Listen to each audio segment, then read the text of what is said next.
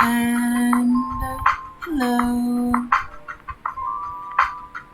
Okay, so it's currently the 12th today, and it's 6:15 over here. So give me a second. I'm not completely oh, here yet.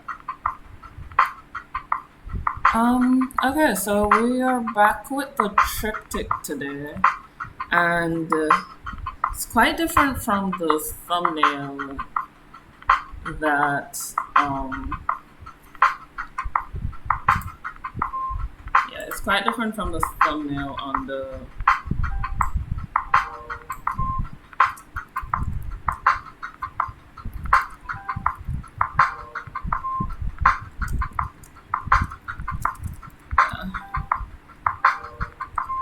it's quite different from the thumbnail on the video. That's what I was trying to say this whole time. It wasn't working with me. Alright, so I drew a few perspective lines and I've kind of forgotten how my layer structure is, so you guys are about to be bombarded, I believe, by my layers. I'm going to get my headphones so you can hear me better, and there'll be less distractions from the fan in the background.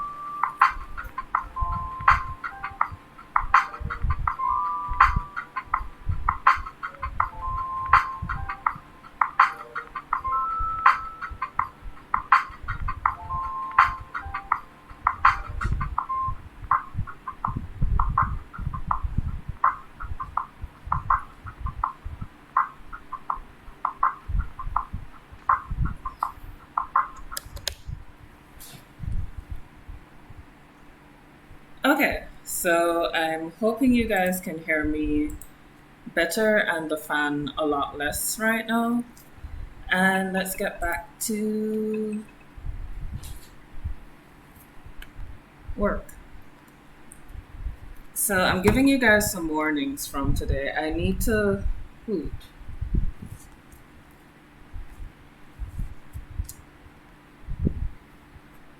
I'm still working on getting a new setup. This has been my setup since I started streaming in January. And okay, so this is the left side. Yeah, this has been my setup since I started streaming in January. I had another tablet for a period of time because this one was giving issues, but because I moved countries, I couldn't carry a lot of what I wanted to carry with me. So I think the first part of my setup is probably going to be dual screens. I'm currently operating with one screen, not stream, screen now. Okay, and this is the merging sketch. This one I actually think needs to go over a bit more, so I'm just gonna do this. I have a sneaking suspicion. There we go. Perhaps not. Maybe if I move that down more. Nope. Go back up. So today I want to talk about style analysis because when I originally created this piece, I was analyzing the style of Moon, and his information is actually in the description if you want to see it. I was analyzing the style of Moon, and he has a very cultural style. I can't tell you which culture because I haven't worked it out yet, which is really bad on my part. But a lot of his styles, as you can see, it's the image on the far right with the white background. The image next to it is the original image I constructed based off of my style analysis. And I wasn't trying to draw in Moon style, I was more taking inspiration from it, which I know are two different things. It's really easy to copy a style. It's another story to take. Um, okay, that was all of that. It's another story to take inspiration from it. And the reason I say this is because even now I'm still searching for my style, which is ironic because a lot of my friends go, "Oh, I wish I found my style like you did." And then it's a thing of what style. And it brings me back to this thing of us artists and styles. If you've been on my Instagram, you'll notice that I don't have any set one style. I have about 3 billion that I draw depending on the time that I need the image done in. Most of the time, I do little quick sketches, and I'm actually going to open up my Inktober. Where is it? Yes, my Inktober sketch from yesterday. This is a pretty good example of it. Depending on how quick I need an image done, I tend to change the style that I'm drawing in, which I know is something a lot of artists don't do. And I think a lot more of us should probably invest in that. Invest in being more free with what you do with your art instead of buckling down into one specific style. Because being an artist isn't necessarily about having your own unique style. It's having, where is it? It's having this ability to look at a picture and solve the problem, or look at a problem that you're given and work it out visually. Um, and I know that's not making sense to a lot of people. I'm trying to find words for this. Okay, so this is my merging sketch, and you see me turning layers on and off. It's just because I haven't been on this piece forever, and I am working out the dynamics of what I did because it's very multi-layered. It was originally one piece, so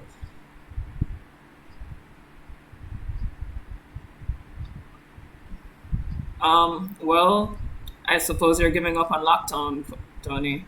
Hush. Um, so yeah. Um, oh, I should probably say this because I had someone tell me quite recently that hush is something that is offensive to a lot of people. So I'm gonna explain why I tend to say it um, without even really thinking. In Jamaica, hush is a way of comforting someone, um, which I figured out is rather weird for the rest of the world. But one of my friends recently told me that it's one of my friends recently told me that it is considered rude in other countries to tell someone to hush or to tell someone hush. But for Jamaicans, it's more of a soothing. Yeah, yeah, it's more of a soothing thing.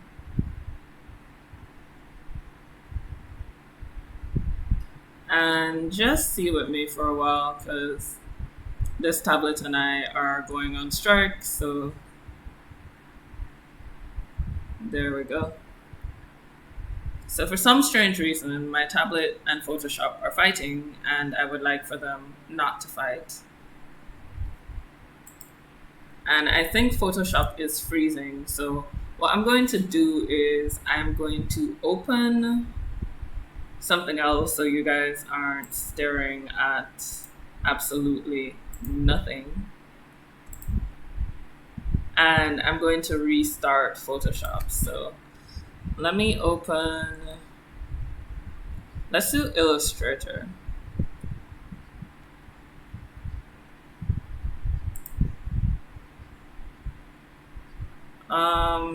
No, you just happened to comment when I was looking at the comment section. It's just bad luck. The universe is working against you on Lockdown. I just don't know how to tell you. All right, so moving on back to the style conversation. So when I was analyzing Moon's style, there's just some things that you do have to take into consideration. And in honor of Tony mentioning Lockdown, I think I'm going to open one of the Lockdown files and transfer you guys to that one while I fix my Photoshop. So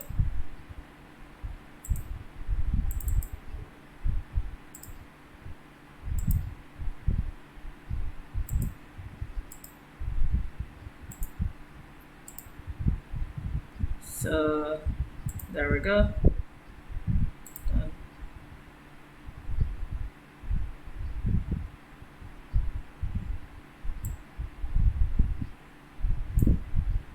So let's transition you all to that while I restart my Photoshop.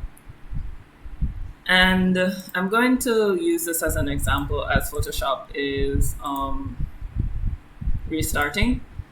So this is done in a very old style cartoony way. And the things that you need to pay attention to when you are dealing with style analysis is, first of all, line thickness.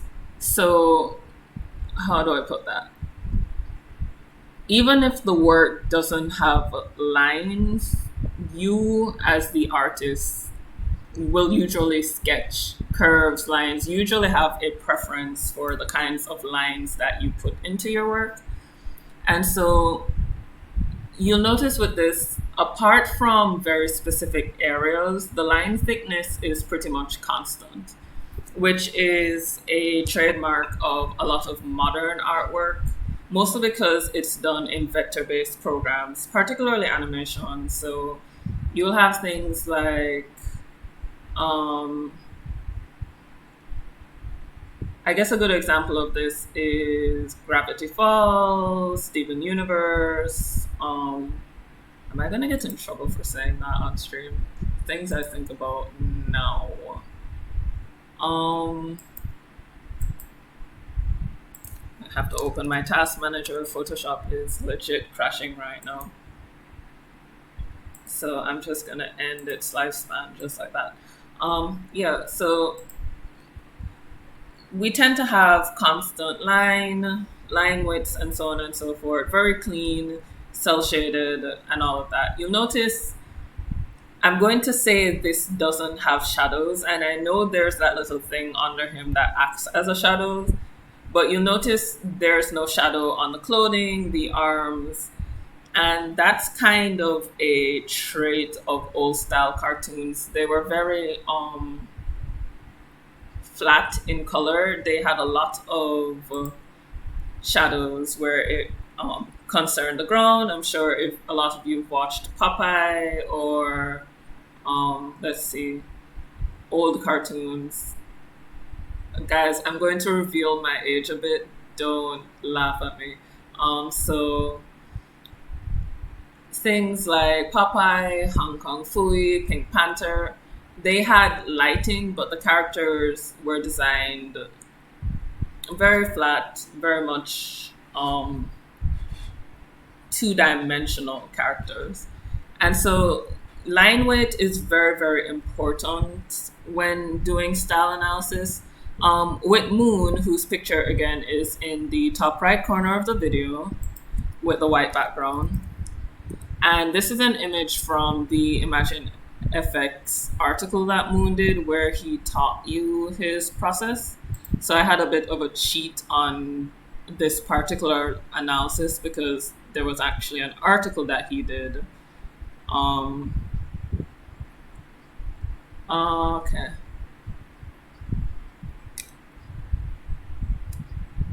He.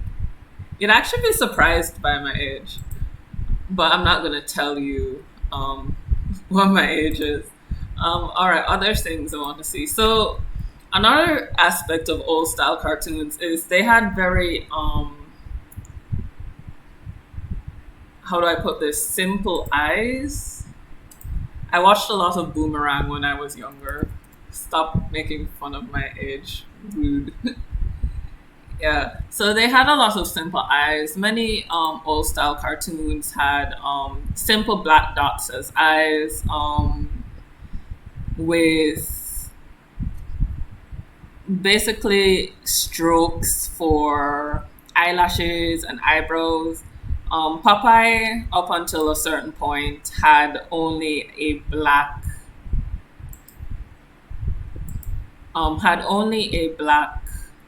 dot for an eye with a curve over it.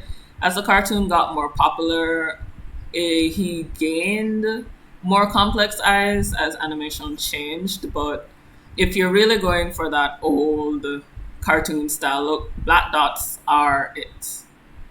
Mostly because a lot of them copied newspaper comics. Um, let's see, what else do I want to say about style?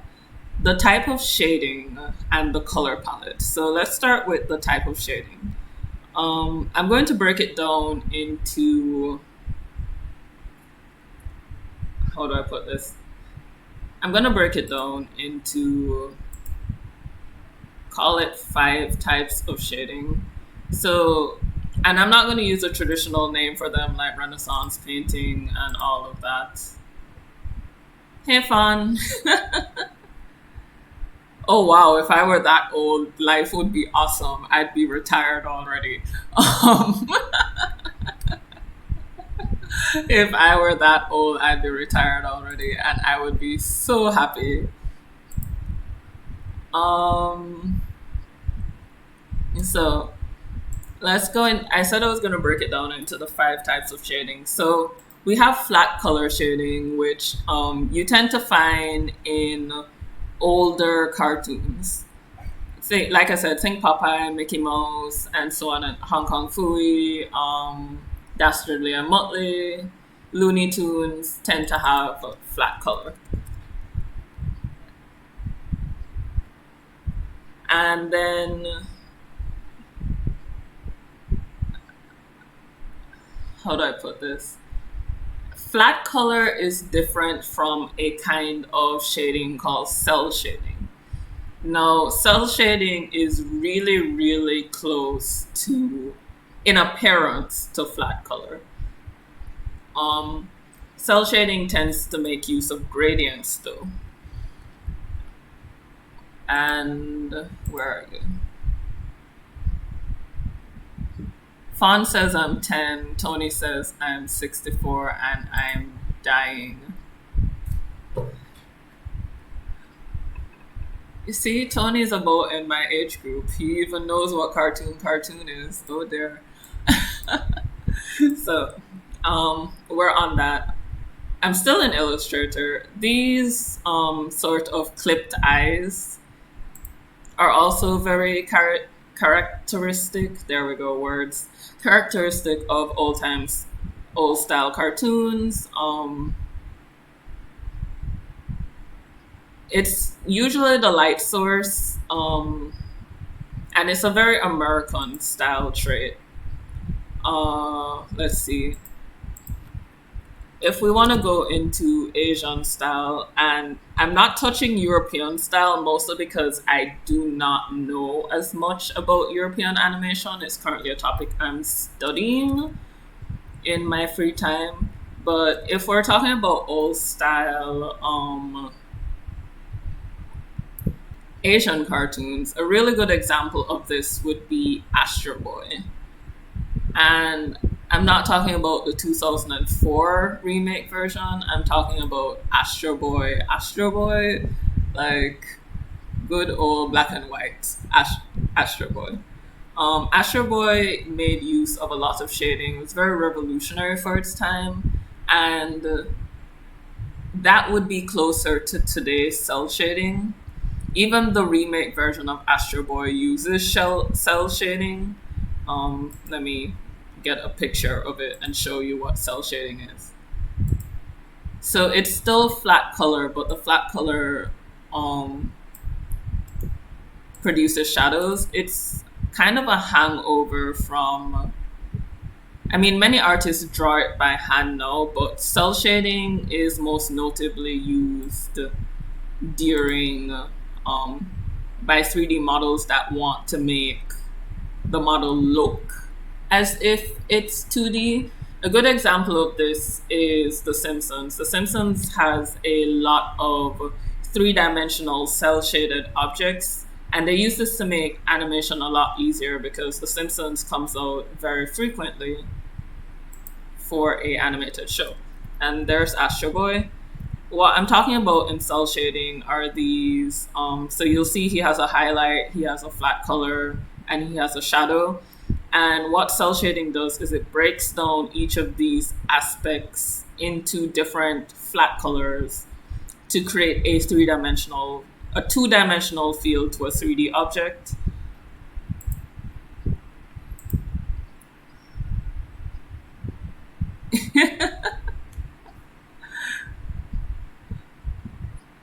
Love is I really do like old style cartoons. That being said, I recently traumatized myself watching one. The other type of shading, so apart from flat color shading, which is this that is on screen, and cell shading, there's what I like to call complex shading. Now, complex shading is, and I'm going to turn this off. There we go. Complex shading is this foolishness that I'm putting myself through. So, complex shading is a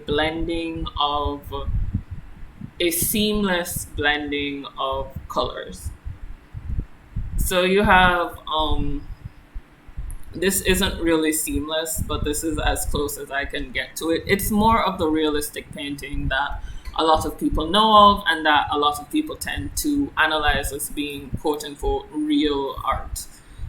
And complex shading tends to only create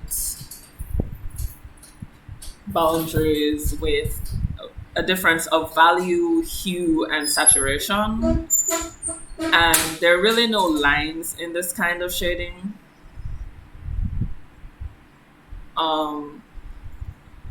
So it's a lot harder to create hard edges. You really have to practice it.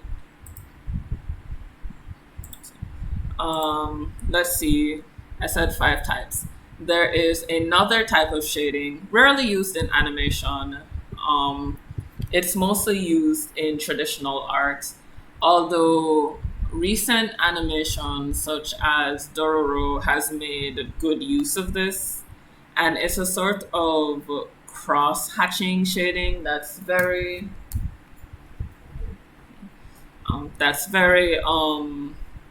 it adds a whole lot of texture to the work. And I'm dividing this like so. I know there are other types of shading, but I'm telling you the ones that are kind of more pertinent to my field.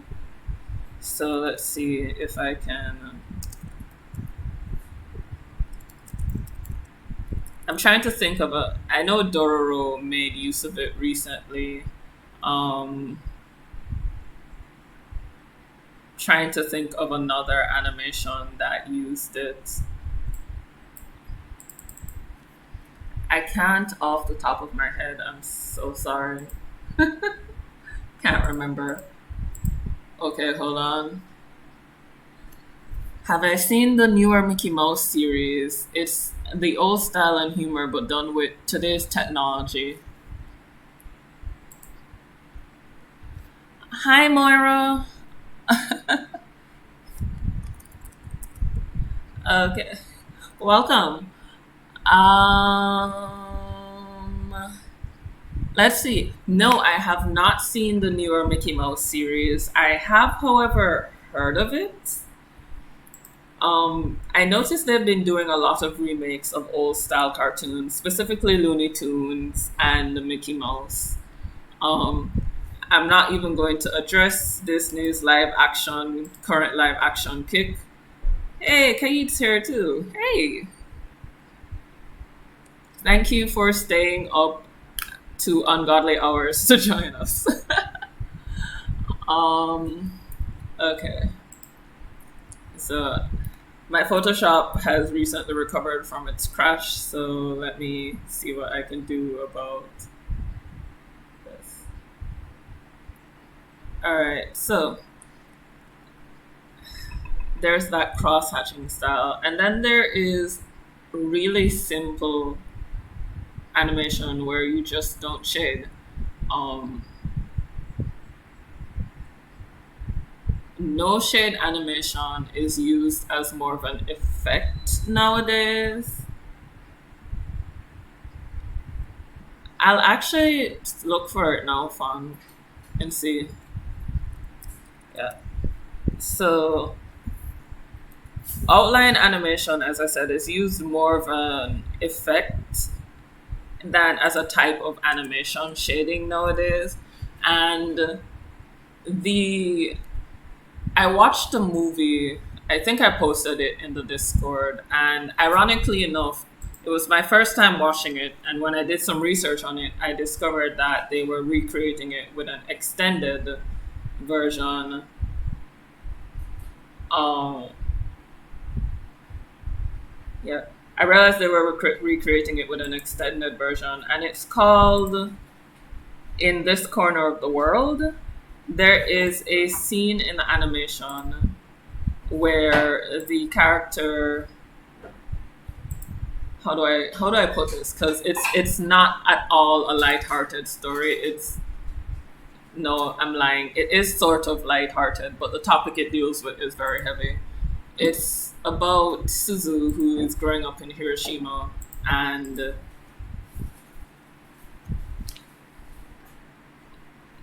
during the time of World War II. And so, yeah, during the time of World War II. And so Suzu is,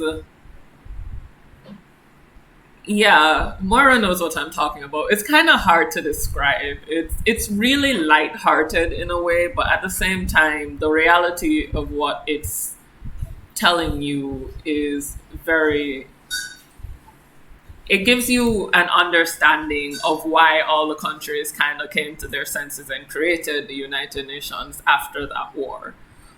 Because seeing Hiroshima from the, how do you put it, the viewpoint of a native, not as a soldier, and in the West we're very fun on war movies, is kind of heartbreaking. And so, yeah, in the movie there's a scene where Suzu, the main character, and her stepsister's daughter, are caught in a bomb explosion, and there is essentially outline animation. It's black and white. The lines are white, the background is black, and it's very sketch heavy. That is outline animation. It used to be very popular when animation was just beginning. Now, again, people only use it in as a special effect, and it's a very powerful sort of animation because it tends not to be used with sound, and so it nowadays it tends to be used to convey trauma and pain, which is a sort of how do I put it? Yeah, which is a sort of emotional connection. So you tend not to see that anymore as a main form of animation. So I think that's it for shading. I think I said line weight, shading. What was the other thing that you need to focus on? I should be writing this down. So line weight, shading, and I forgot, so I'm just gonna move on to color. And if color was oh yeah, right, palette, see? And I know I'm moving from like really heavy World War II in this corner of the world, which has actually managed to surpass Spirited Away as my favorite movie. And I know that's blasphemy since I'm such a huge Ghibli fan, but I think Miyazaki will forgive me considering what movie it is. Um, but still haven't made a mark on this thing. So let's make a mark now. So we've done that, and I think I'm just going to add colors here.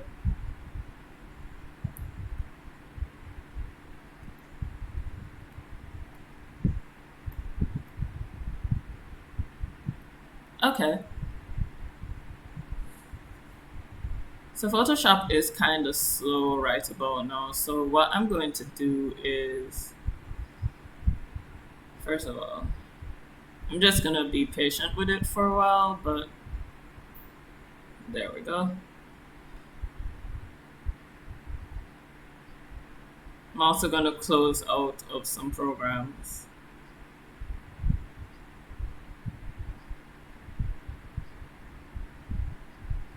Okay, there we go. And moving into color. So I don't think a lot of people realize how much color is a part of style. So how you use color is intrinsic to your style or a style in the sense of, I'm sorry. Oh, that no, that is the color. It's a bit more yellow on this background than I thought it was going to be. Mind you, it is a shade of blue. So I'm gonna actually move that down and okay, I don't like it, so I'm just gonna stick with this color and we make it work. So how do I analyze this? Moon works a lot in traditional colors, and so his color scheme actually tends to be a lot of primary colors. If we're looking at, for example, Mickey Mouse for kids is again a lot of primary colors. It has a lot of red, a lot of yellow, blue, green. So primary, secondary colors. It tends not to make use of a lot of the complementary grays in color the color wheel. And what I mean by complementary gray is this color that I'm currently painting with is a complementary gray. The blue that's creating the shadows on this, and if I turn off the blue that makes the shadows on the face paint is a complementary gray. And so you'll tend to find that animation studios that focus a lot on kids don't use that. And so a color like this would typically never be found in the style of someone who works in a lot of kids' work. So, Gravity Falls again. Studio Ghibli is, I'm going to say, an outlier because even though they work in animation, or rather, Studio Ghibli is one of those studios that understands that animation is not only for dealing with kids' topics, and so their color scheme tends to be a bit more mature, tends to be a bit heavier.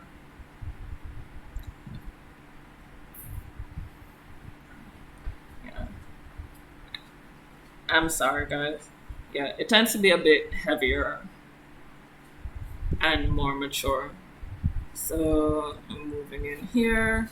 It's a bit hard for me to talk and draw, so that's why you see me pausing. And these are all shades of blue. So I know they're coming off looking red and yellow and gray. These are all shades of blue. All shades of blue. And I think they're only looking that way because of the white outline on top of them.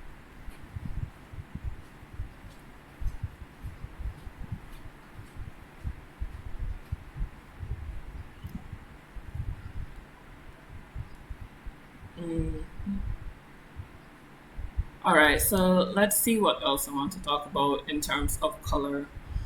And I think I want to use a very specific example. Let's use a style that everybody's always trying to copy, um, particularly artists.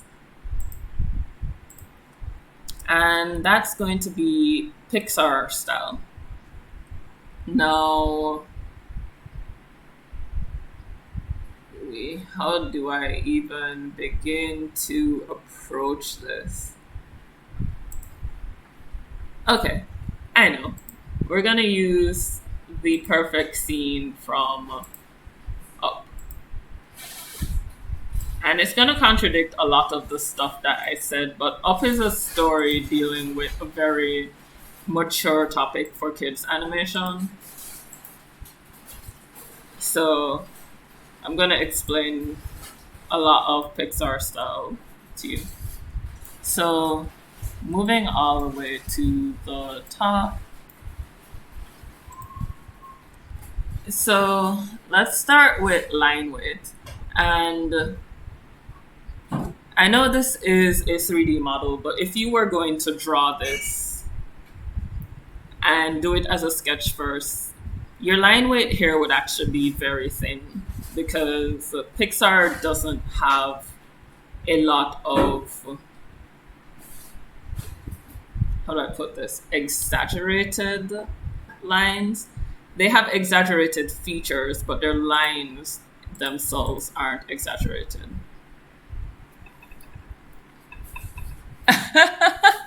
You should have told me. I'd have done Ed and Eddie. I can definitely do Ed and Eddie. I like them. I like Ed and Eddie and Kids Next Door. So let's do Ed and Eddie. And I'm actually going to do all the characters. So let's just, well, not all the characters because I'm not going to do Eddie's brother and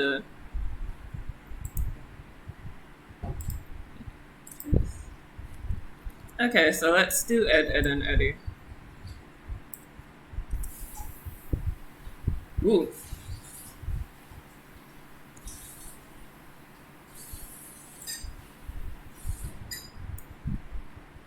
All right. What I just did to this image, you never do in Photoshop. It ruins your image quality. But because I'm just using it as an example, um, let's start with a style analysis of Ed and Eddie. And to make this faster, I'm actually going to create a new document. I'm going to, yeah, I don't think I'm going to get much done on this triptych today, so I'm just going to save it. I'm going to come over here, repeat my same horrible mistake. All right, so here we have all the main characters of Ed and Eddie.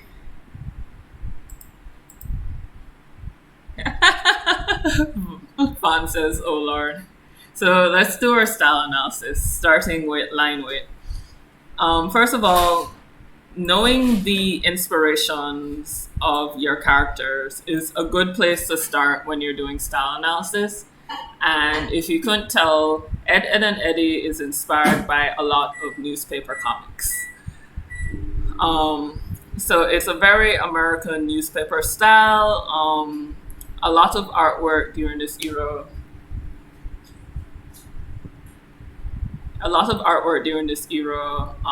Was very inspired by Peanuts, Bizarro,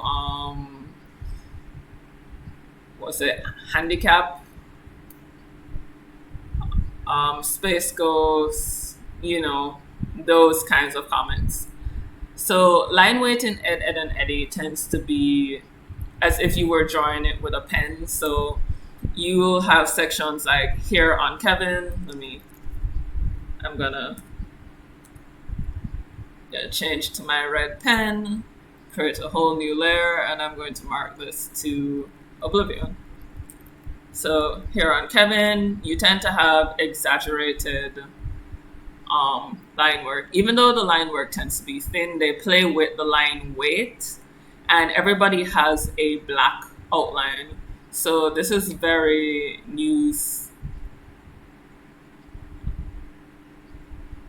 newspaper style. Let's call it a newspaper style. Again, it's based off of old style cartoons. I'm gonna take this 100% seriously, guys. Again, it's based off of old style cartoons, so you'll notice the characters only have that simple dot I.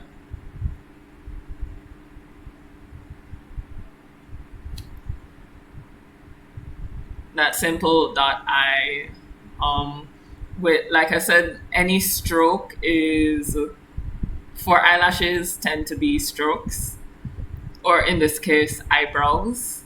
So simple strokes for eyebrows. Sarah's eyelash is a, and if I zoom in, you're gonna get a real pixelated view of this image. I'm sorry. Yeah. So Sarah's eyelash is a thick stroke. And so that is, again, something that you pay attention to. So Ed and Eddie tends to have thin lines with emphasis on thick strokes whenever they're trying to show depth or three-dimensionality. So Kevin is in a 3/4 view. And so he's got a protruding chin, 3/4 view. So you'll notice the heaviness is on here, here. His arms meet here. So this is actually how they portray shadows. And I'm going to circle it since when I do it, that's shadows right there. So very newspaper thing. All right, let's get into the shading type. This is without a doubt flat color shading.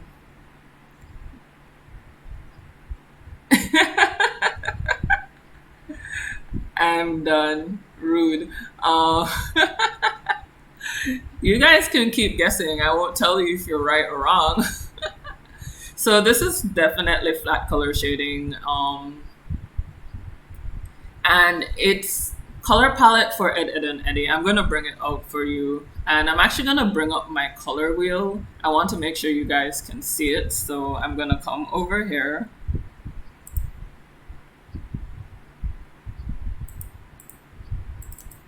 And let's go into, I'm just trying to find my panel. There we go. So I'm going to move it here, so you guys can see my color panel now. And the color palette for Ed and Eddie, again, very bright colors. It's aimed at kids, specifically kids who are between, or rather would be in grades 1 to, call that 4. We don't let go of things, so you know our generation watched this well into college and afterwards, and even now, because we're dedicated like that. But as you can see, it's a lot of bright colors, and the reason I brought up the color palette is because I want you to see where this falls on this spectrum. So colors for kids shows tend to be up here. They're highly saturated, they're bright. Even look at Naz's. This is a blue, and you'll notice it hasn't even touched the darker values. The darkest color in kids shows tend to be black. Again, in the upper half. Again, in the upper half. See, it's always up here. And that's on purpose. Bright colors tend to make us feel happy, tend to create joy, and that's what a lot of people want um, when they're making cartoons for kids. They're not, colors do evoke moods, and if you reach into the darker color palette, you are more than likely um, dealing with more complex emotions. So, how do I I'm even gonna actually change their color palette for you just to show you what I'm talking about. So we're just gonna do a quick recolor of this image. So I'm gonna hit contiguous. What color should I make Kevin's shirt?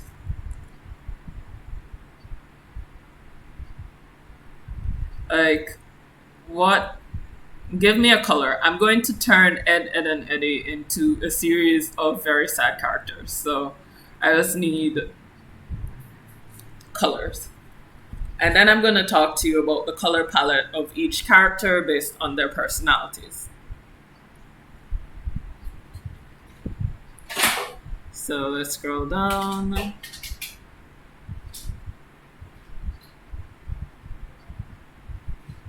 Guys, if you don't choose, I'm going to just count to 5 and pick a color. Okay, so Mara said gray. So I know what you mean by gray, but gray is a huge, for artists, gray is like a range and not really a color. And almost every color has a gray. So I think you mean that gray, but that's still in the top half of this. And I really want to show you the effect of values. So I'm going to use one of the grays.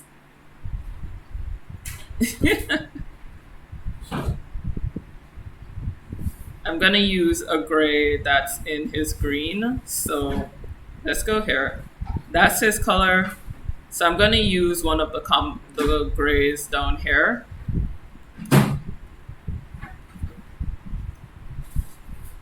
And so let's see. Okay, that looks bad. So let's go back and select, modify, expand. I'm gonna expand it by 5 pixels. And actually, let me do myself a favor. So I'm just gonna quickly take the outline out of this. So sure, delete. So I've actually gotten rid of all the whites.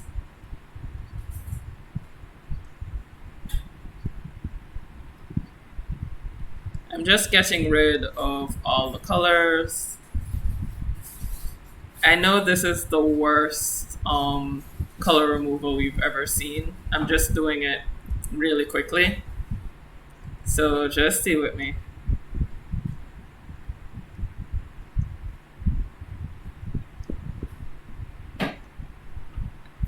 Shoot, I just thought of what I could have done to make this a better color removal. And I forgot a lot of the characters, but that's okay.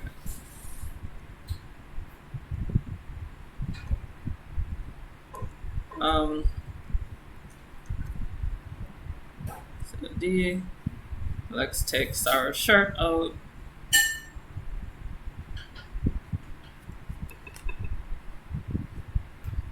I really, really hate this, so I'm not gonna do it. I can't stand to look at it. So I won't.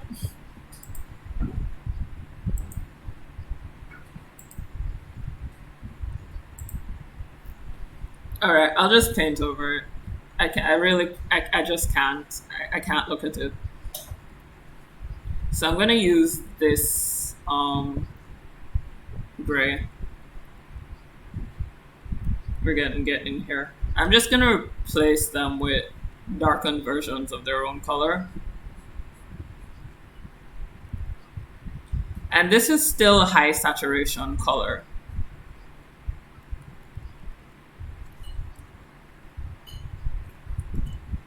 Just letting you guys know, this is still a high saturation color, so I'm gonna show you what it looks like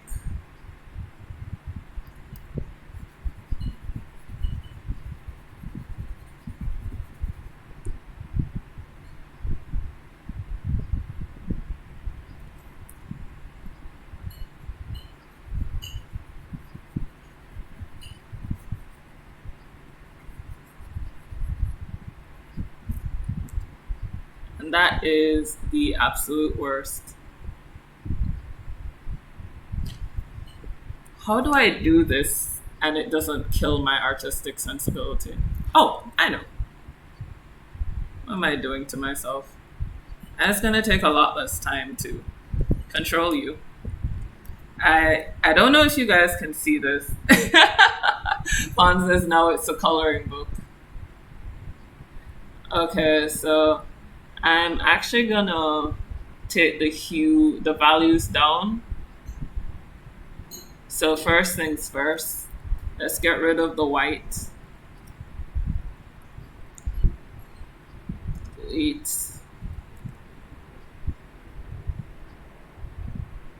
Delete.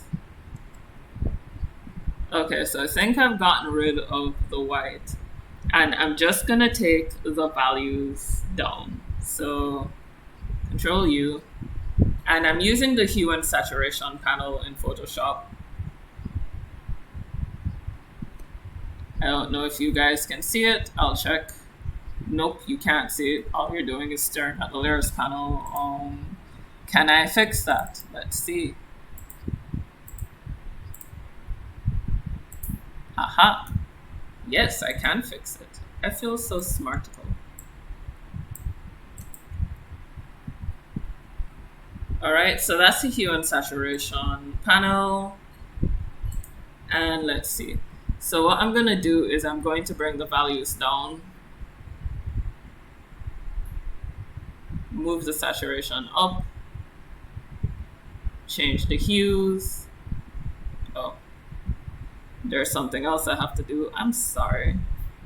I only want to change certain parts of this, so I'm going to do this.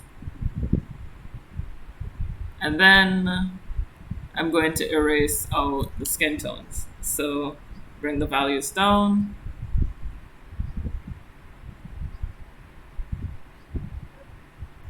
Bring the saturation up.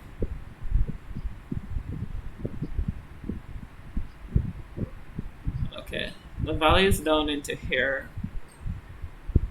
And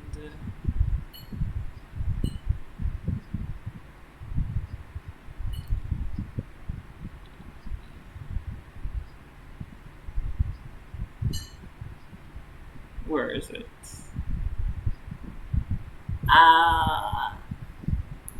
It's fighting with me.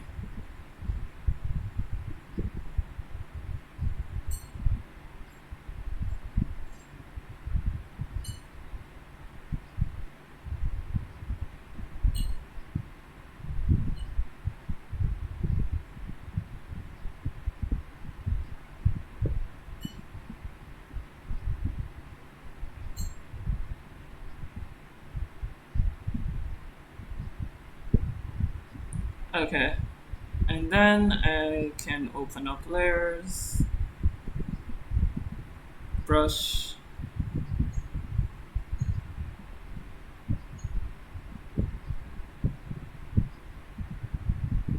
so the only thing I'm changing is the color of their clothes. Everything else I'm leaving the same.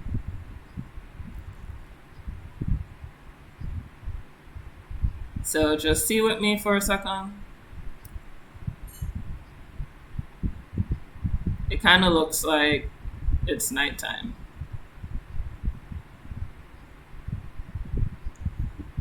But all their clothes are still the same color, they're just a darker saturation and value.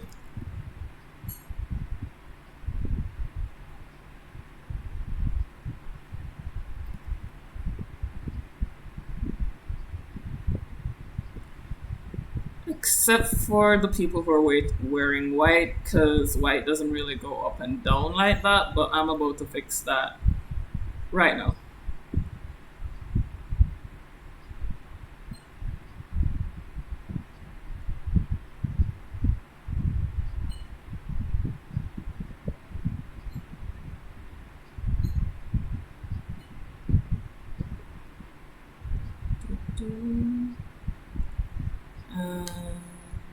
Hold on.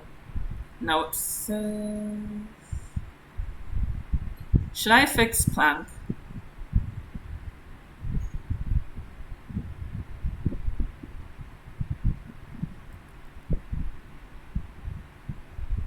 I feel like it would have been better if I'd colored each of them individually, but then I got lazy and it's too late to turn back now. Where is it?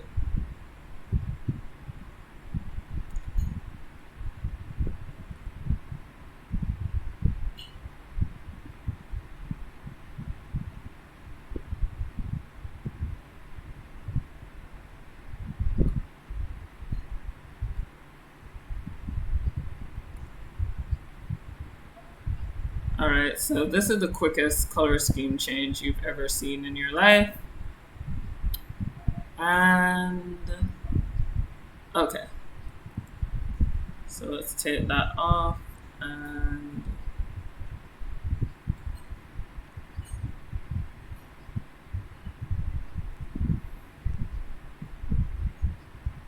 alright.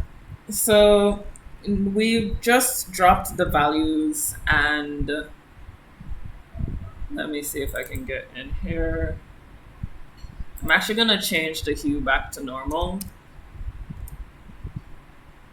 So I upped the saturation and I dropped the values.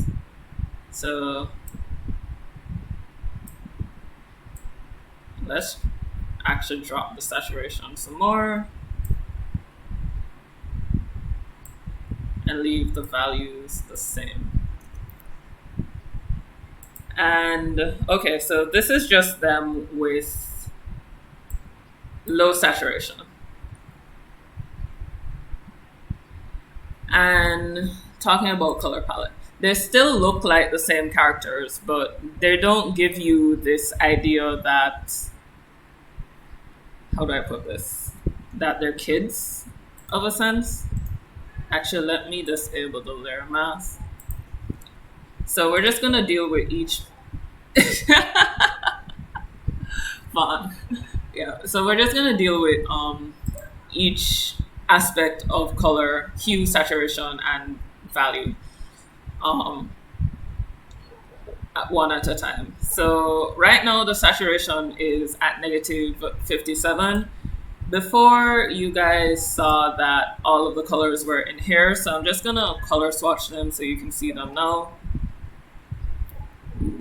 All right, all I did was drop the saturation, so all the color values are actually still in the same place. Saturation means that I moved it along this way instead of this way. But as you can see, the characters no longer look as bright. They don't give you that sense of being, how do I put it, childish. They're more of a, I mean, yeah, they're all still smiling and everything, but it kind of looks more of like a sad mood, more like they're always in an overcast day. Maybe they've been born in England or something, but they don't make you think of the cul-de-sac, which apparently has sunny days forever and very few nights, or rain for that matter. So I'm gonna drop the values now. And I'm dropping values down to here. I'm gonna re-enable this layer mask. And then I'm going to create another here. Grab this gray in the place of white and just paint it under all of these.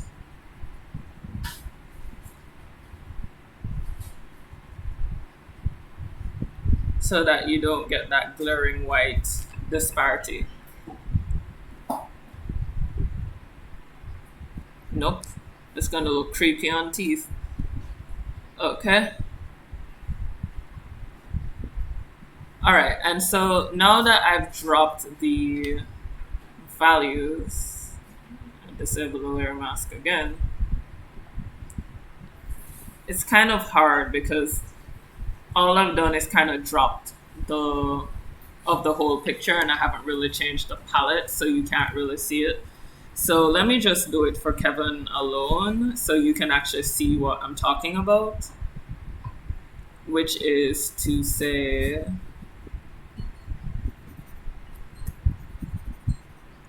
so I'm actually just gonna disable all of these and I'm going to copy Kevin, and I chose the wrong lasso tool. So I'm gonna switch my lasso tool, delete that, and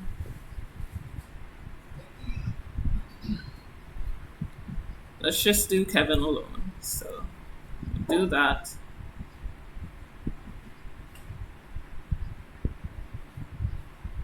And I'm gonna do switch my thing to pen. I have brushes for this, guys. Hold on. Let me check. Yep. It's not the brush I would usually use for this, but it's the one I can access most quickly now. So I'm gonna break Kevin down into his shapes.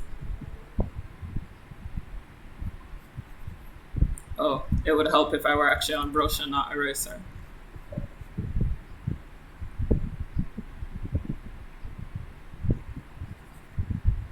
Okay. This brush is not working with me, so let's use a tilted brush.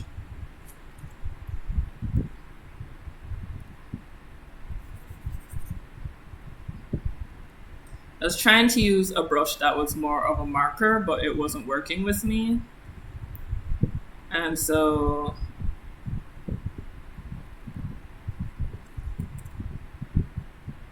that's Maru pen.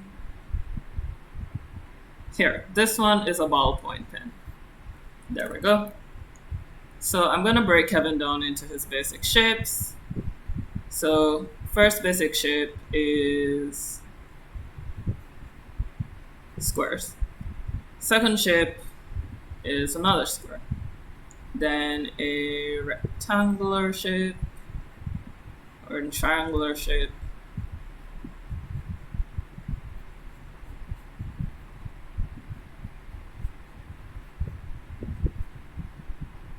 Another triangular shape.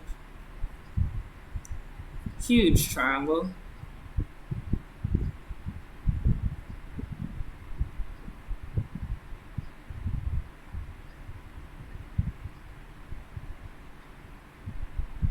And another triangle.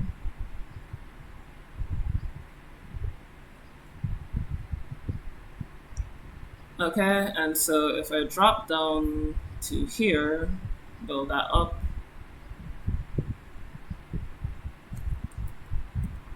And forgive me, my pressure sensitivity is not the best right now. Okay, don't forget the yellow skies. Wait, was it yellow? Sometimes it's... Oh, yes. Hey, Pack. Alright, so... Oh, that's my own personal stroke coming through. So there's a very long stroke there. And this is sort of more angular than he does this, so... Kevin, although he's a very angular character, is made up of a lot of smooth strokes. So I'm trying to capture that right now.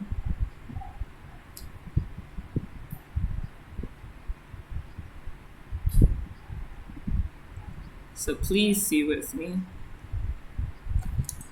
And I've got the line weights wrong as well, but such is life.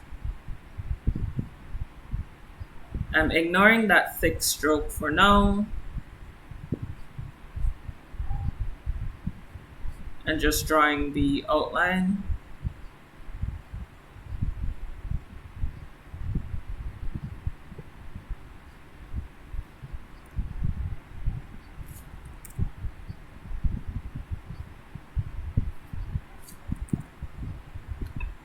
And I'm fighting against my own natural tendencies right now with this. So,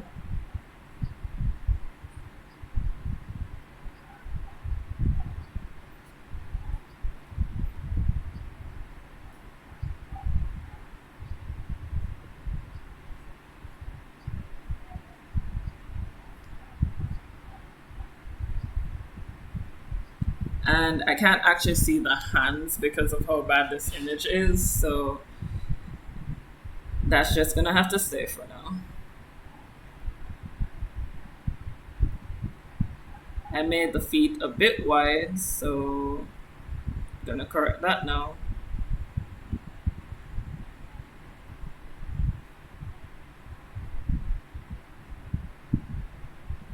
And this is actually an oval shape, so not thin enough.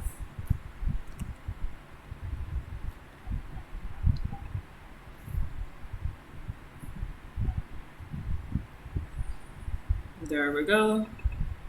And then newspaper shadow.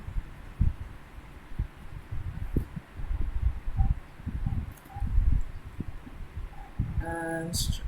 Whoops.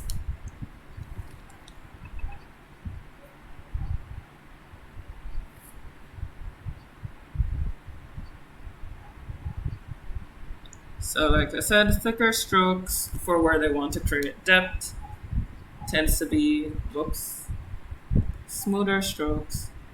And you'll notice that I have the line weight wrong.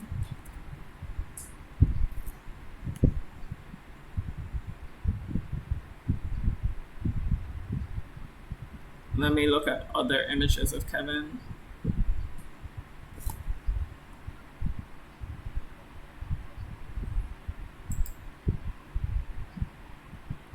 All right, so Kevin actually has circular eyes. So, sorry, oval eyes. This picture makes them look very squarish. So I'm actually gonna draw Kevin's circular eye, oval eyes.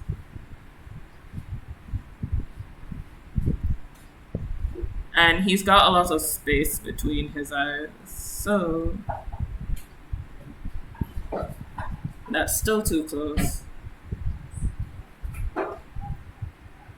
And old style cartoon, dots. So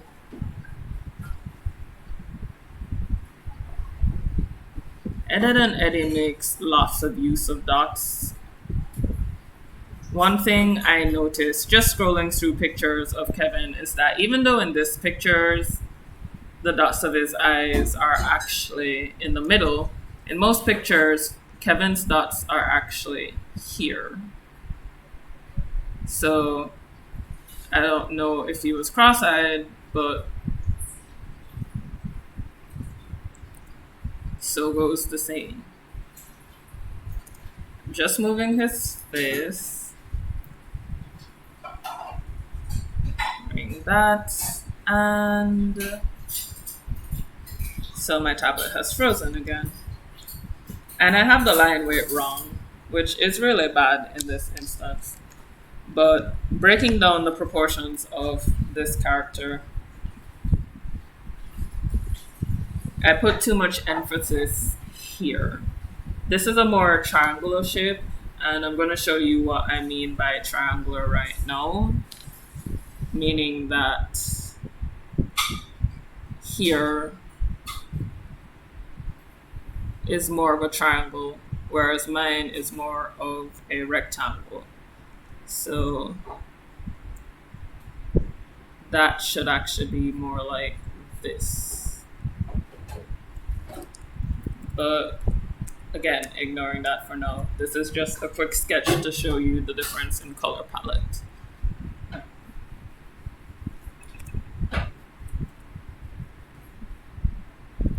And another reason I can say this is newspaper style is because of the kind of ears.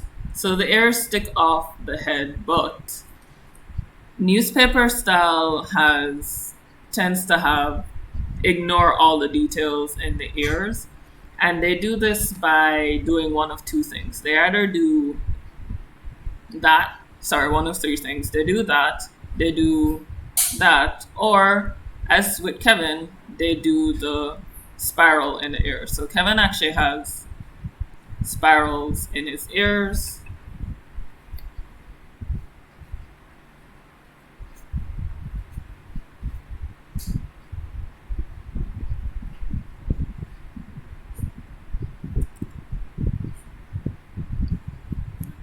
Ignoring a lot of this. I didn't do measurements for this, so please judge, but don't judge harshly. Okay, so let's work out color palette now. So I'm just gonna do my gradient tool and erase that.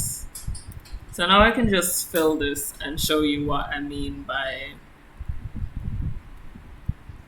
So I'm gonna move this down to there.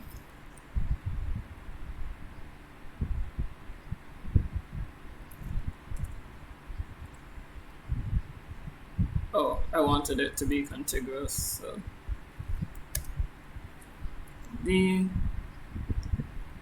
And we're gonna move the red to. And the reason why I'm choosing these colors is because of the inherent value of the color. What I mean by inherent value is that yellow has a lighter inherent value than red. For example, the most saturated red is this. However, the most saturated green is that one right here.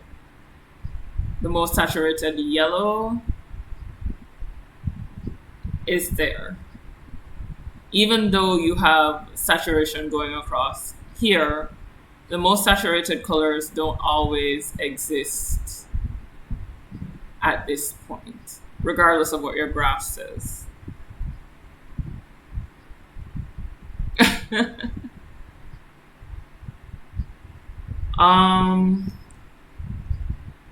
I don't know what to tell you, Tony. You two will do great in sorting that out. So like I said, it's a very primary secondary color scheme. So we've got green and red right here. And so this black, I'm going to actually make it, how do I put this? Complementary to these.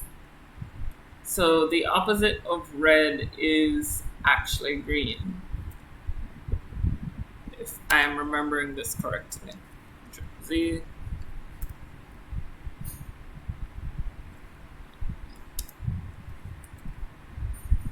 And so I want to choose a black that's actually more green. It doesn't really make much of a difference in the long run. I just wanted to do it. And most skin tones tend to be on this spectrum of it. So I'm just gonna move that down to here. All right, and now I can show you the difference in color palette. So my Kevin, apart from looking like I stretched him out a little bit too much,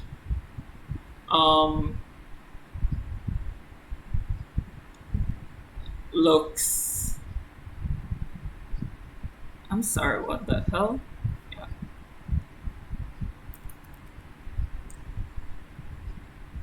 It's not necessarily a character you would choose for a children's cartoon.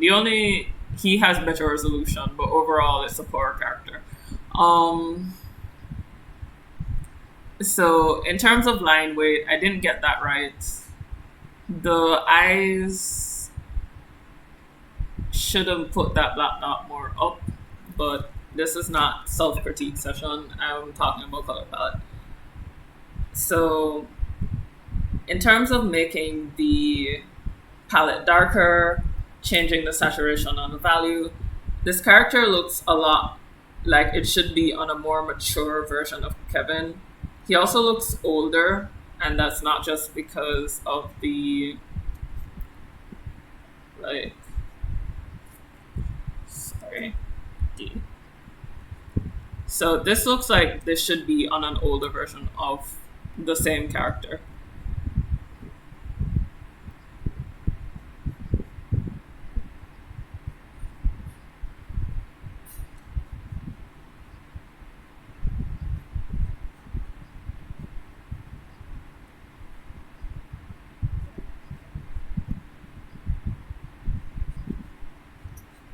And this is just a sketch.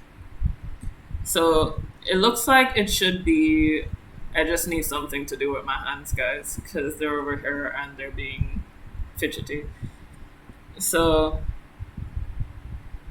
the palette looks more mature. It doesn't look like it should be in a kid's cartoon.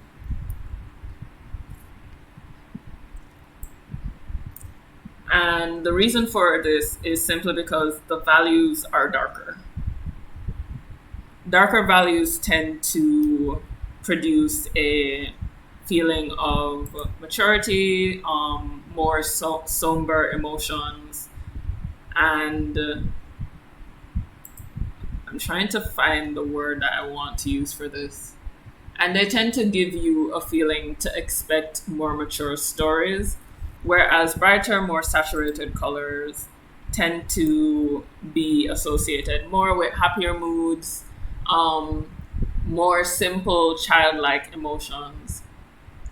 And this is also the way we tend to tell ourselves that these stories are going to be happier. So you wouldn't necessarily expect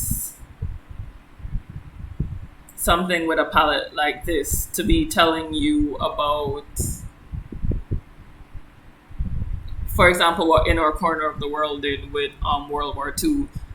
You wouldn't expect a palette like this. You would be expecting a more serious, more direct palette. You'd also be expecting a more complicated style. Um, and that's actually a whole other discussion that I don't want to really get into. Um, so that's kind of it for palette. Um, Again, like I said, it's flat color shading. You don't really have much to do on that. Moving on to a different style. I think this is the first time I've drawn the Ed and Eddie style. I should practice in it more. It's actually kind of fun. Maybe I should just turn this off.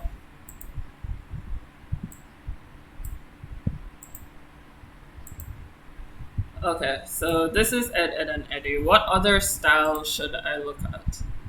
Um, oh, there's something else I also want to talk about when it comes to analysis of style, and that's the shapes that are used to construct characters within the style. So, Ed and Eddie, or not only Ed and Eddie, but even Pokemon and Yu Gi Oh!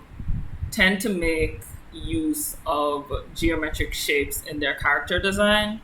They're designed so that it appears as if a child could draw the character. And, all right, how do I. There we go. So, Kevin is a character based on squares and triangles. And I'm just drawing out the basic shapes so you can see that I'm not just pulling this out of thin air. And this actually lends to his character because Kevin is, how do I put this? He's not straight laced because that's double E. Kevin is a very straightforward character in that he likes what he likes, he does what he does, and he believes what he believes. We do have characters in Ed and Eddie, and we do have moments in Ed and Eddie where he does show other emotions, but his primary function as a character is that he is very straightforward and to the point of being bullheaded. And he shares this trait with Eddie, and you'll notice that Eddie's character is also made up of some of the more similar shapes. Kevin has a lot of rectangles and triangles. Eddie, who is more bullheaded than Kevin, is actually made up of all rectangles.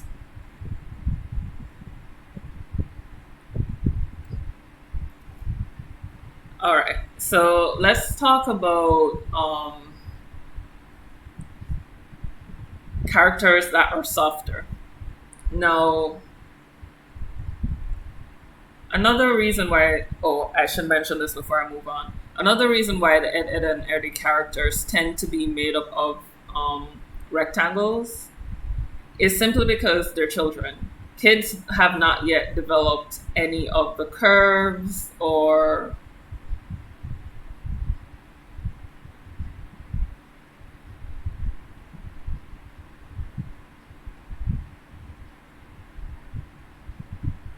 yeah, that's it, guys. Those are the curves that you're looking for in your life right there. So, Ed and Eddie characters are prepubescent. They have not hit puberty yet, and so they haven't developed any of the curves that you would expect from more mature characters. And so a large amount of them tend to be made up of rectangular shapes, but head shapes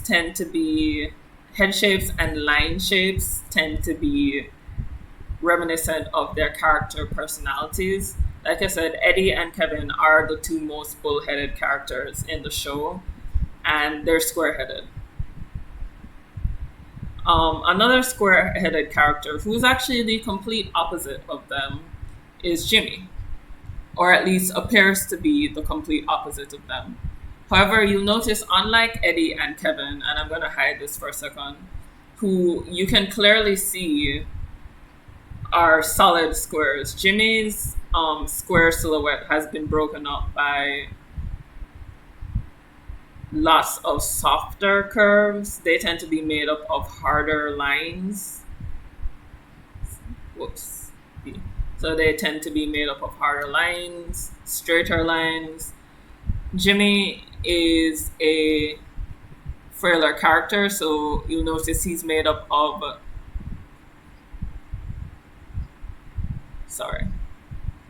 thinner shapes, and these shapes have a tendency to taper. So let me actually do that.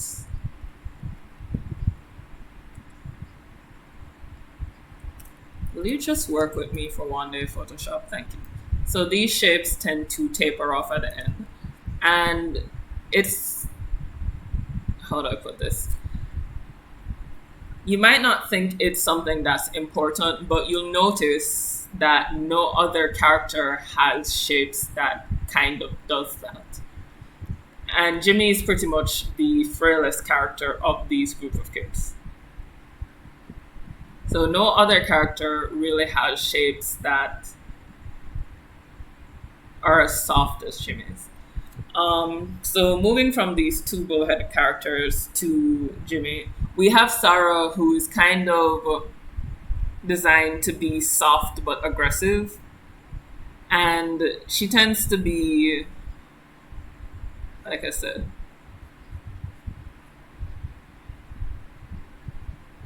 I'm just drawing out her silhouette.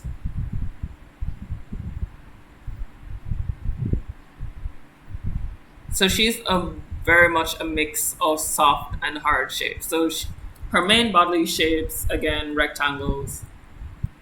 But then her main head shape is a circle, which kind of breaks it up from, or separates her from the other two characters. Again, she's also made up of thinner shapes. She's supposed to appear frailer than the other characters. And they offset this by allowing her to be, or allowing her to have sharper lines here and here. So her clothes are sharper than they ought to be.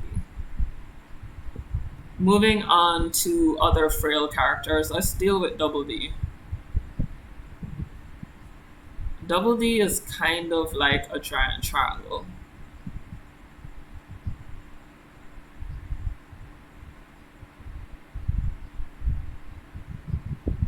So I'm actually dividing his head shape.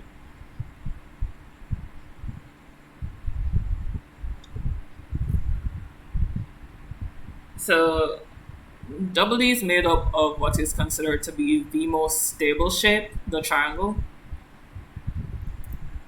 And give me a second. There we go.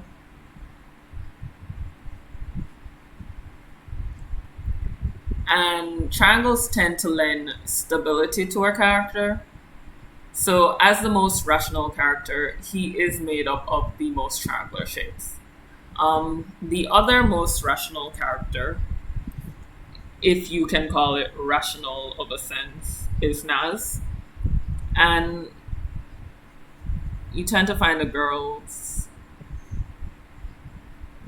circular shape.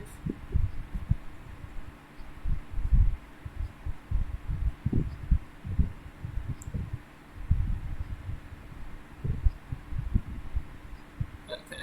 So the other most rational character, Naz, is overall she is a triangle, but when you break her down, and actually let me use a different color for this triangle. So the rational characters tend to be made up of the most stable shape, which is a triangle. When you break her down, she breaks down into other shapes, but her overall shape, body shape, is a triangular shape. Especially when she's not standing with her feet apart.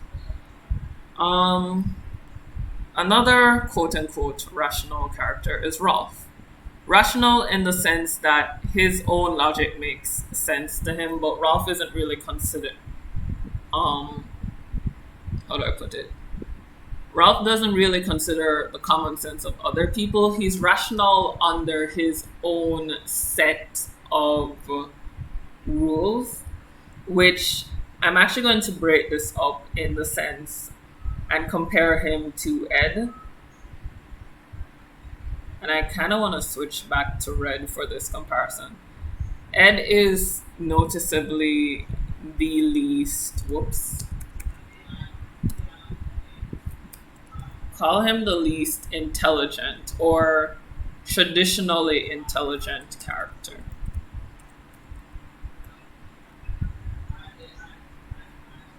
And I say traditionally intelligent because Ed does have a moral compass, which we all know Eddie lacks.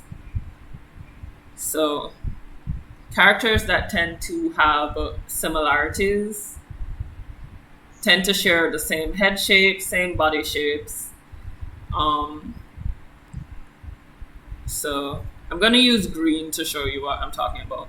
Characters that share personality traits tend to be made up of the same shapes. So, Sarah and Naz, Eddie and Kevin, Ed and Rolf. And I'm going to tell you where we get to Johnny 2x4. I'm sorry, I'm getting a lot of notifications right now, so I'm going to take 1 second to check why my phone is going off. So give me a moment.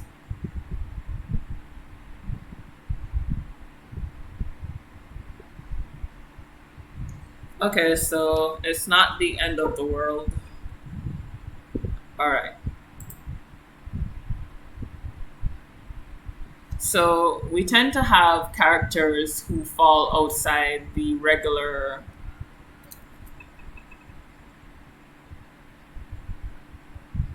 character design thing. And maybe before I address Johnny 2x4, I should address the Conquer sisters. Because where they kind of relate in sense of character design because these are in fact the outcast characters. So let's go over here. And let me grab that red again. So Lee, Marie, and what was the last one's name?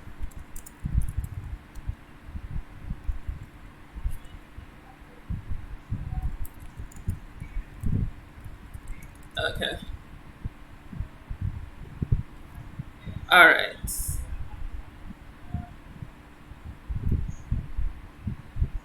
Wait.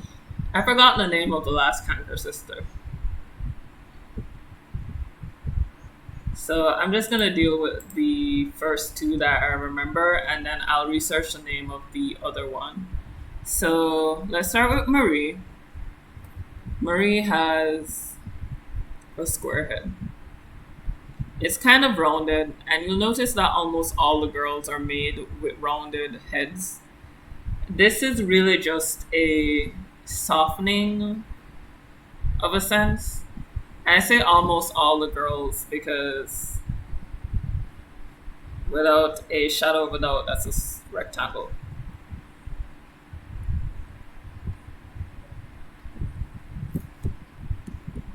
And I'm checking the comment section.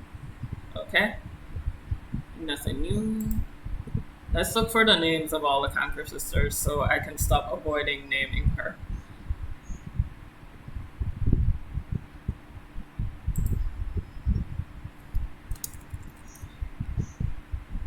Okie dokie.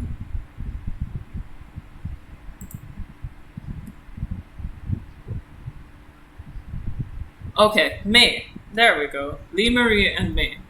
It was just like I was heartbroken, guys. I couldn't remember their names.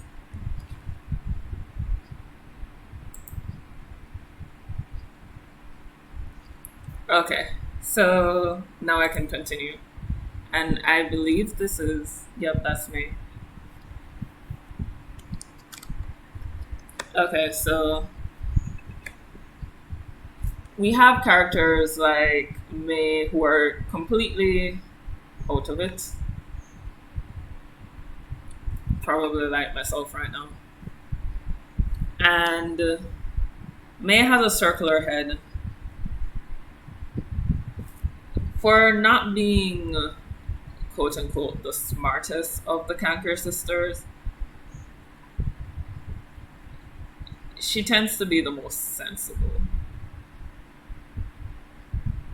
And I'm gonna actually do that as a square, square, sorry, rectangle. I'm forgetting all my shapes.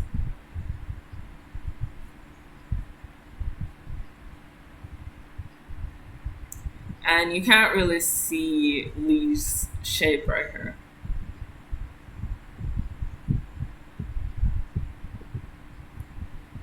All right. So, ironically enough, the characters with the most overall balance of shapes tend to be the outcast characters. And that's why I wanted to do the Conquer Sisters before I did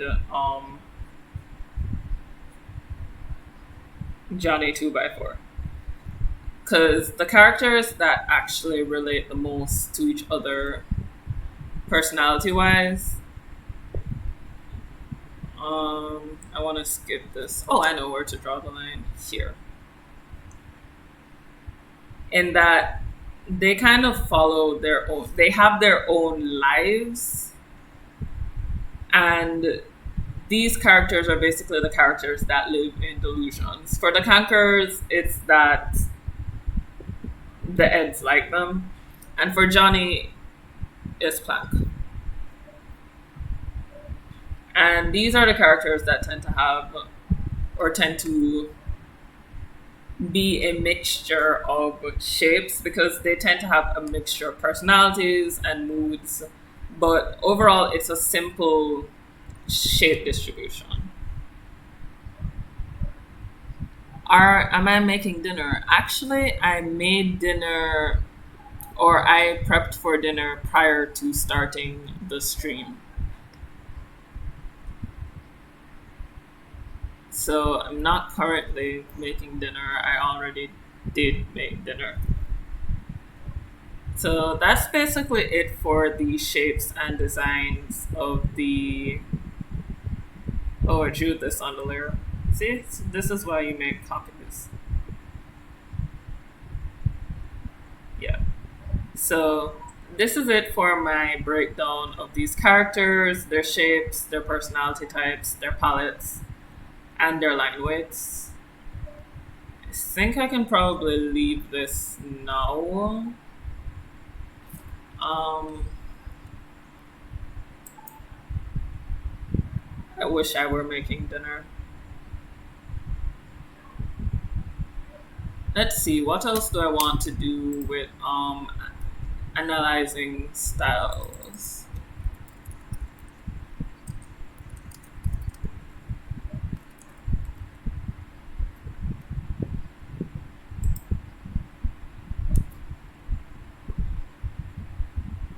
Um,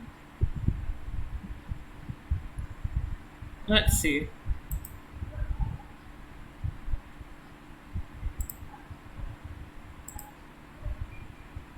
All right. Other ways that you can easily analyze styles. You can always look for the style description. Although very few shows and artists will give you a style description and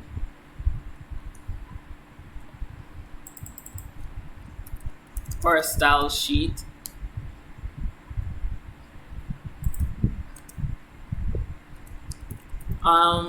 It has a whole lot of names, but I'm gonna give you an example of what a style sheet is.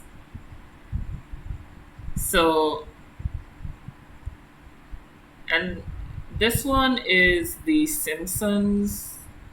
I really don't want to use this unless I can find the person who made it. So, give me a second. I'm looking for one that's officially from the studio.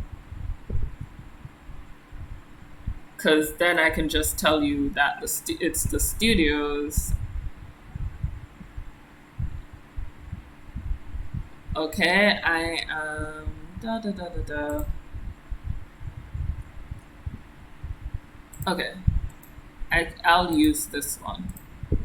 Edit, paste. This one is The Simpsons. Somebody made a Simpsons style sheet. If you can find the artist of this, please let me know. I'm going to actually do a Google reverse image search on this and try to find the artist. And we'll see. But while that's going on, style sheets are basically things that you should not do in order to capture a style. So let's zoom in on this so you can see. And it's basically things, like I said, that you don't do. So for cross eyes, don't exist in The Simpsons, at least not in as it pertains to this character. Um,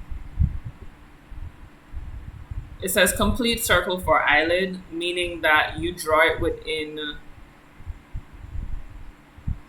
for example, like so, as opposed to simply doing half semicircles for the eyelid, which are these lines here.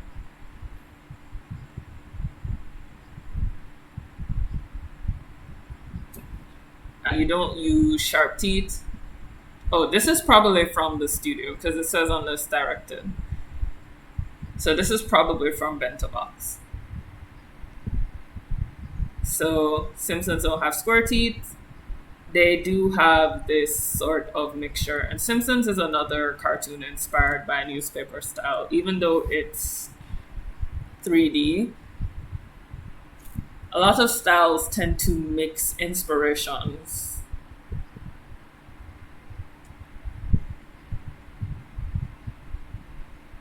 So we've got.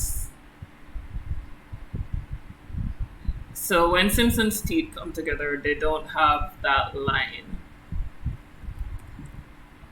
They just apparently grow down to each other.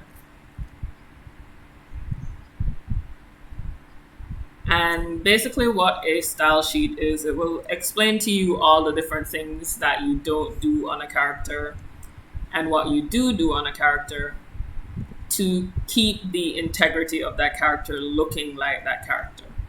So this says keep a streamlined curve to face, keep eyes round to face, keep eyes round, which means that the eyes should always be like so. You shouldn't do, or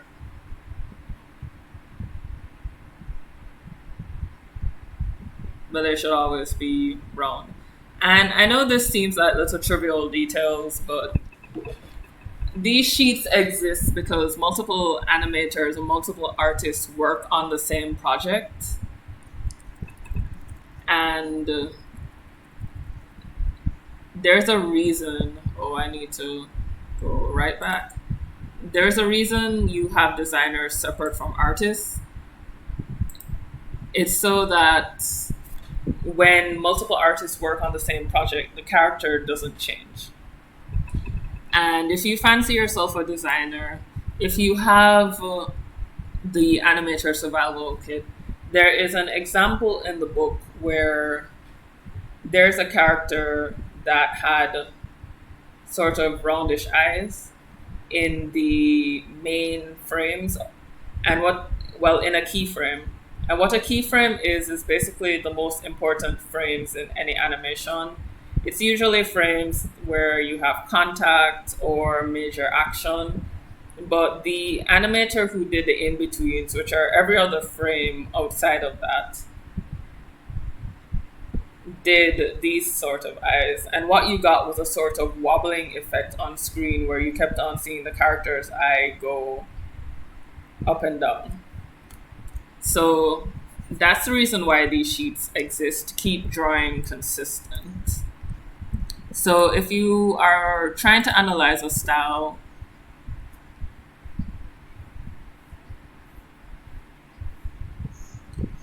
sorry.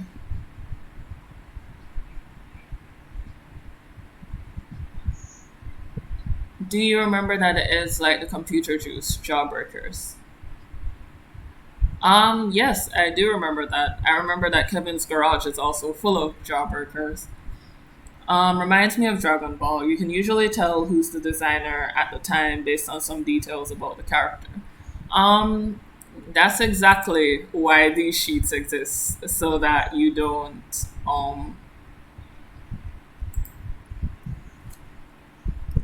basically, so that that doesn't happen. But if you're analyzing a style, it also doesn't hurt to make one of these sheets. A good way to kind of like do this is to get the character from the series that you're trying to analyze. So mm, let's just get Bart Simpson, since we already have a Simpson style sheet. So we'll get Bart Simpson, who is kind of like a pop culture icon in himself right now. So give me a second to find a picture of him that has not been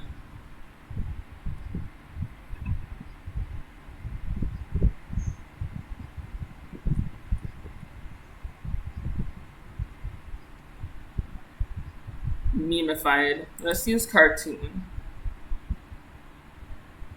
Okay, I take it back. Everything's been memeified. Oh gosh. I can't find a. Let's use Homer Simpson, although he might not be better. Okay, so Homer, at least most of his memes are actually from the show. So I'm just gonna get several pictures of him. And if we're gonna make a style sheet of Homer, first thing to do when analyzing a style is get lots of examples of that style. So get lots of expressions, lots of positions, so that you can really get a good understanding of what that style entails, what it allows, what it does not allow.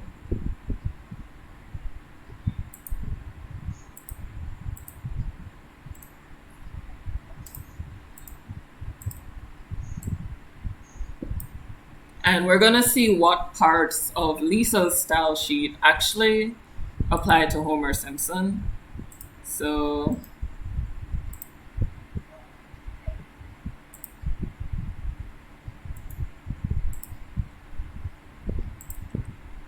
and I think I'll get perhaps one more image of Homer, maybe one that's not so big.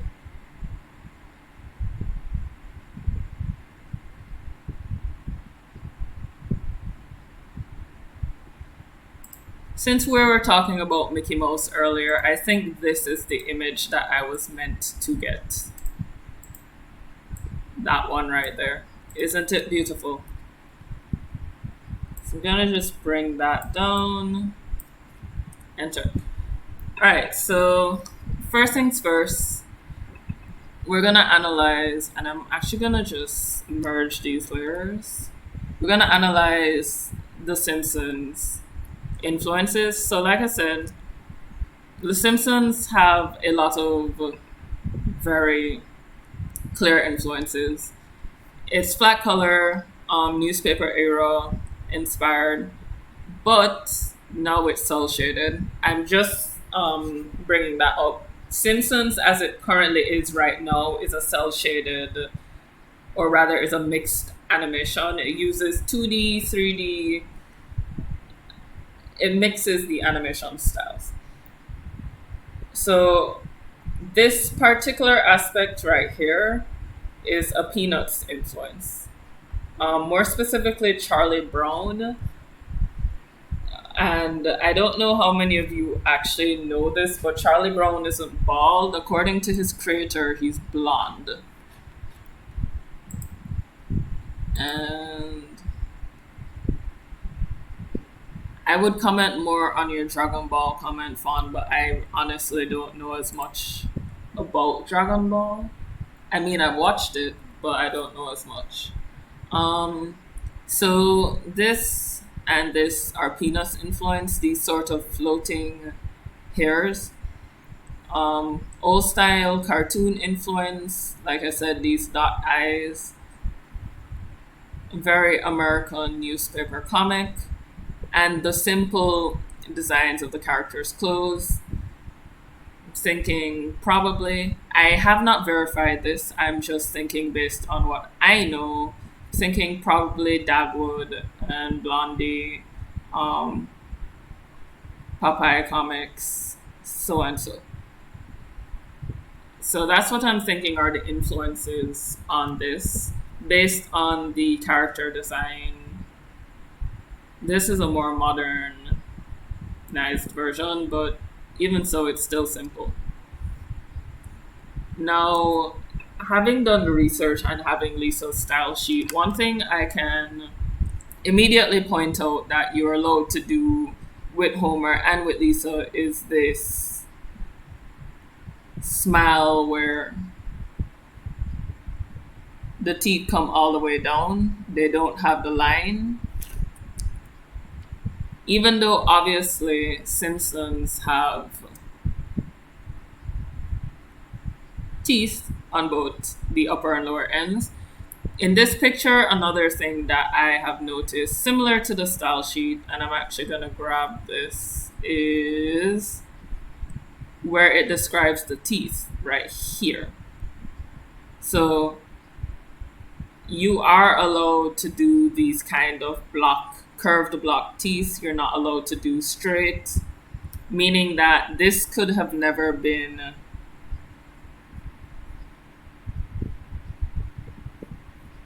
like that. And even drawing it in looks weird. So overall, Simpsons are very round characters. They don't really have a, whoops, wrong side.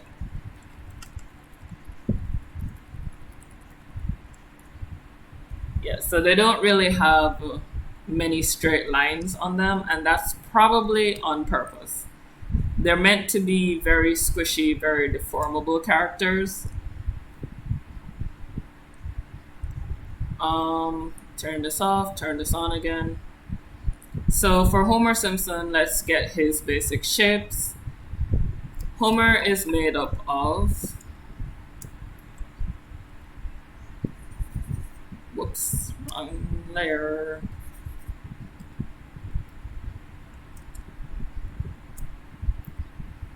Mostly shapes based on circles. So we've got a sort of oval here. It's definitely got a big oval there. We can call that a rectangle. I would rather call it a cylinder based on the fact that, let me turn this off, these are curved. So I'm gonna call it a cylinder.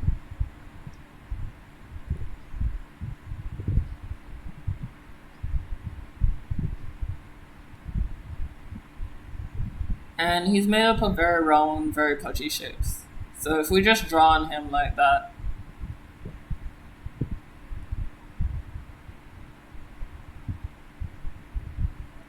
he's got overall very round shapes. But they tend to be elongated shapes. Except here, this is clearly there to make him pudgy. Then we take proportions. So his entire lower half starts at that bulge, just taking a rough estimate.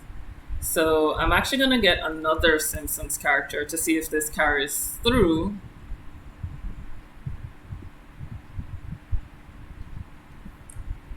Or if this is just specific to Homer. So I'm going to get Marge Simpson.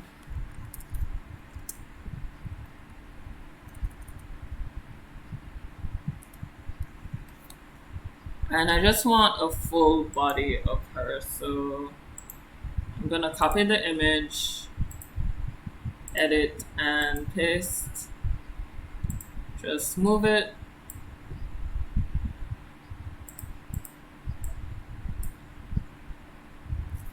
And erase that. We're just gonna do a proportion comparison. And maybe that's wrong. So I'm actually gonna turn the picture off so I'm not influenced by it.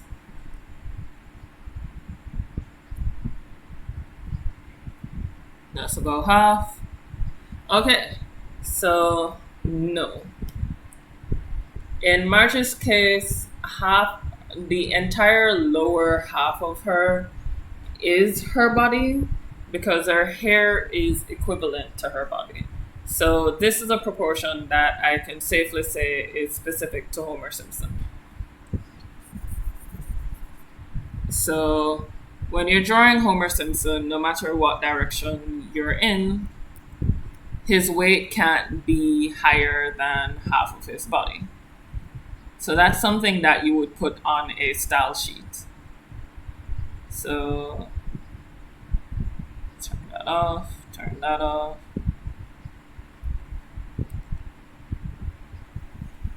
So this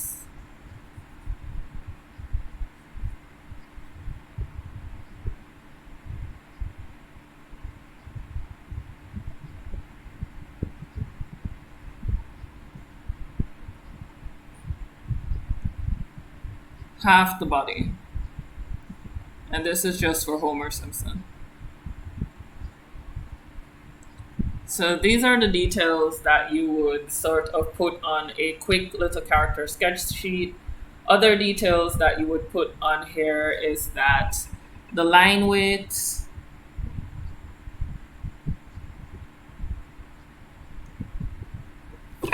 and I'm actually going to measure line weight now. There's another way to measure it, but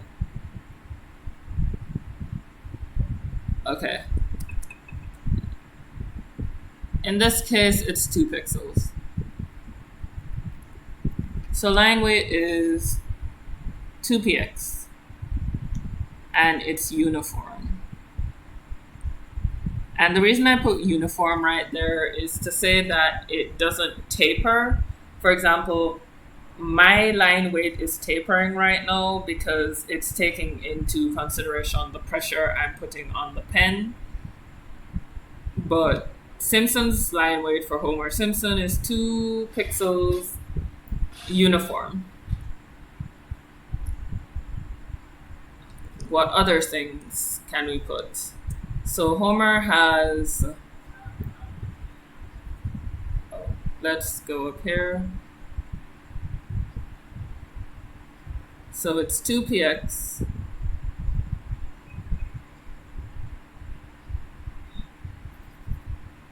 And I don't get why it's not. Oh, that would make sense because I'm on the wrong layer. There we go.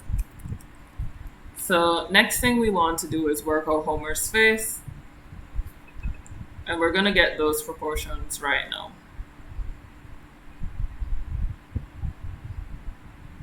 So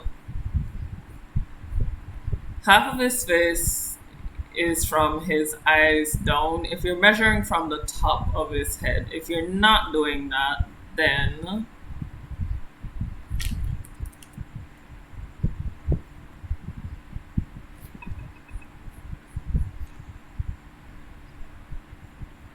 half of his face is at the base of his nose. So you could say Homer's head is made up of 2 circles.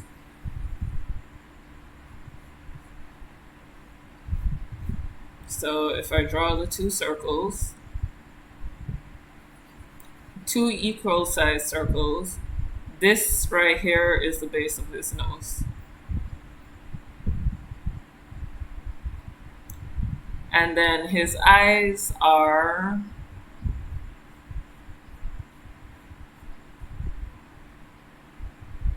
about half of the, basically halfway through the top circle, or maybe 3/4. So from here to here.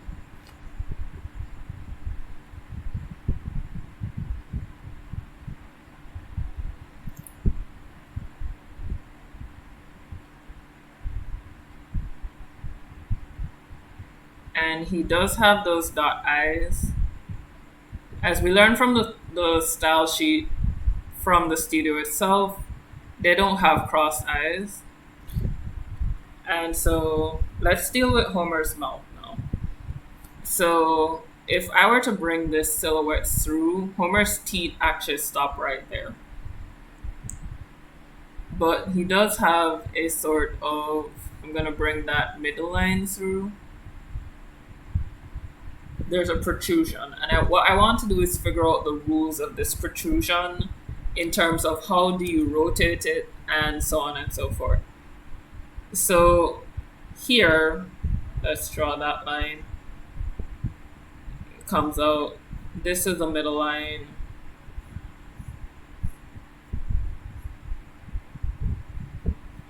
So it's about halfway on his face from the side, which means that since he's looking this way, it's about here.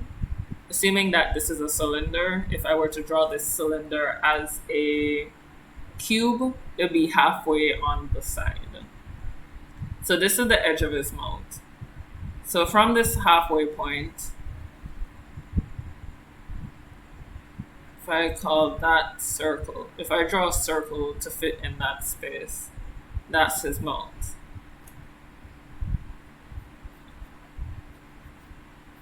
And that's a halfway point. If I draw the line here, then from the halfway point, which is the base of his nose, to the midway point, that is the length of the protrusion. And then the rest of this is kind of where his mouth is. So his mouth ends here. The protrusion follows that. And then I want a picture of this from the side where he's not really making any expression. I'm checking comments now.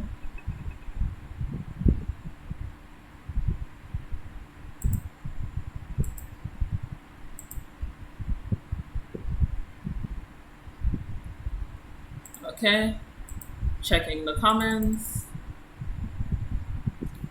And moving on to Homer Simpson, I want a profile view. So I'm gonna actually type profile. And I'm kind of finding a grand total of nothing.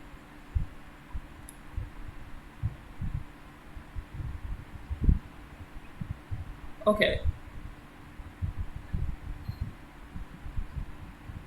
And I'm actually gonna type Homer Simpson mugshot.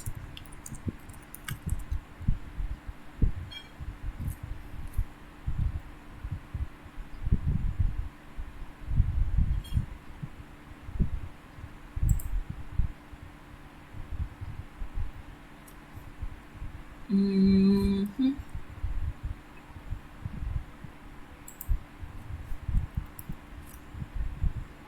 So I found a mugshot, but I don't think it's a part of the official show, so I can't use it.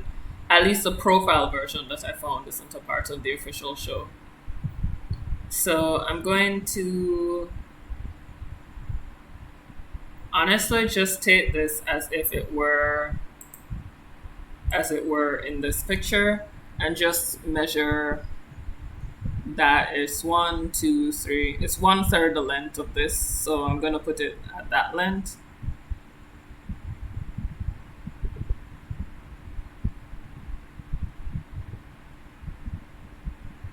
And you can tell I rough measured it. It already looks just a little bit off.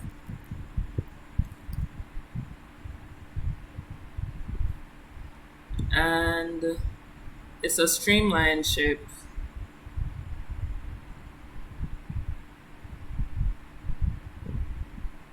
This actually doesn't come out. This is just a protrusion from here. So that line doesn't go past the silhouette. And then it comes back around. And I'm gonna draw the teeth down. So the teeth are all equal sized. And we've got that. And Homer's mouth comes all the way around, following that protrusion, and not that far, following this circle. Which means I actually drew this mouth too far.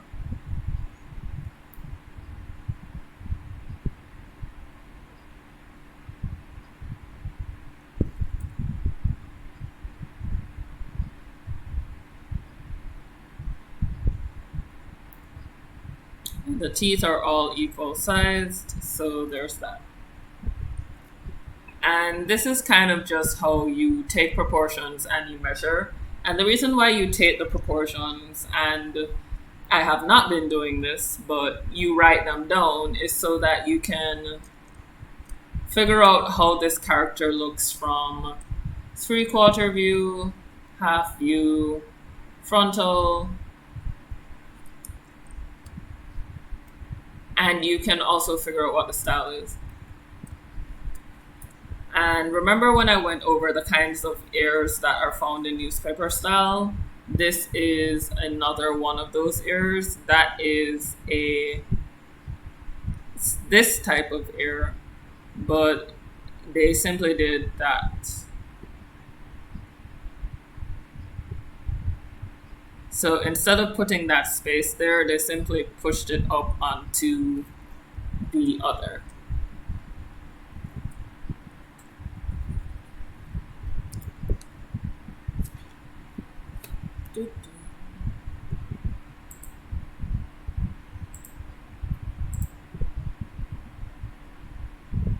And I think that's basically it.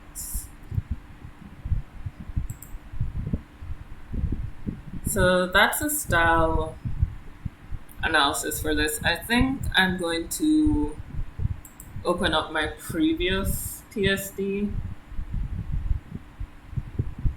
and I'll just wrap this up. So, all right, there was Edit and Eddie still in this one, and Pixar.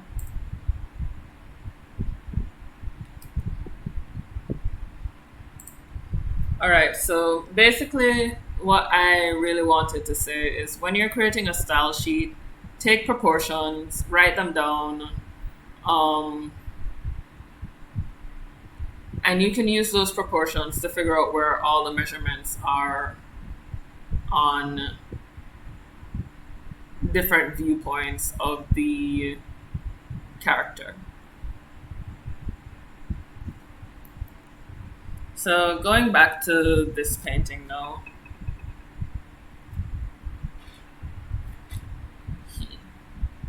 I'm just gonna grab this and use an actual paint brush. And the brush I'm using now is the Audrey Paint Pressure Brush. And this is from the mangobrush.com mega pack. You actually have to buy these brushes, so I don't really know. I like them, but I'm not gonna say you absolutely have to get them. There's a lot of them that I can't use, but I'm still going through the entire pack. It's basically made for if you're making manga. So it comes with a lot of the effects that are usually made or used in manga. It's a pretty fun brush pack to play around with though. So I'm using in the painterly brushes, if you get the pack, the Audrey brush. And the reason I like it is because it acts like real paint in how it handles opacity, which is very good for this kind of work. When you want to build up color very slowly. So I'm gonna come in here, grab that color.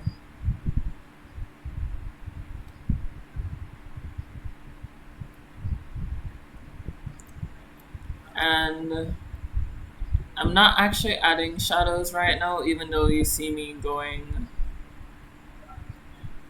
I'm just adding the dimensionality so that when I turn this off, I can tell where's what. But this will be painted over.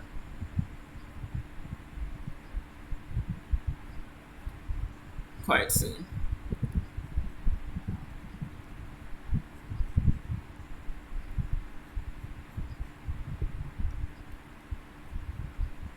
And these are characters from Studio Ghibli's Spirited Away. This is Bo and the cruel creature that follows Yumbaba.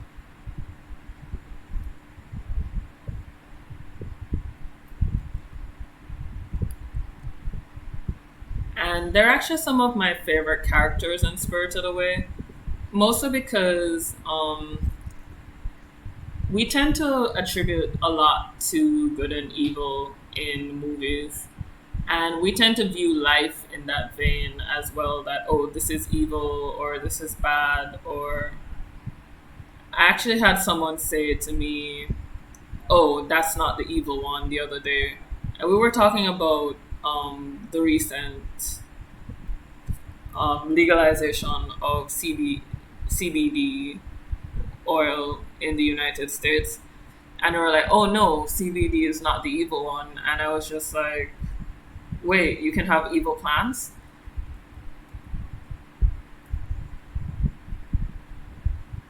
And I mean, you can have harmful plants, but just the fact that they chose to use the word evil when describing it was kind of what made me go like, wow, um, just the how we view things, or this casual of, oh, this is evil, oh, this is good, and this is bad. I was just like, no, you have stuff that are harmful, and but I wouldn't say the people who, you know, because we drink alcohol and it does some of the same stuff to us, but it's socially acceptable. So I guess it's considered good, but it's not because, it's harmful to us, but it's not evil. So it was just this understanding that there are things that people consider intrinsically. Oh, I should probably go to my dry media brush. That we have gotten to the point where we are kind of equivocating things that have nothing to do with good and evil to good and evil things. And I realized it might actually be as a consequence to our the way we tell stories. There's always a villain, always. And I think that's probably why I like Studio Ghibli's work so much, is that Miyazaki is very careful with how he handles characters that are typically portrayed as evil in traditional storytelling, or I should say in Western storytelling. He's very careful that he makes sure that you always recognize the character's motivations, why they've done these things, so that it's less so that's less easy to kind of block a person or a character into, oh, this person is evil and this is why they're evil, which tends to be more of how real life yeah.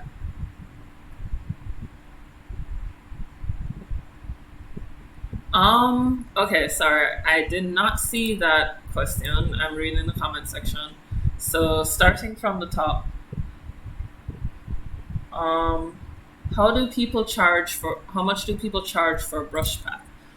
It depends. Um,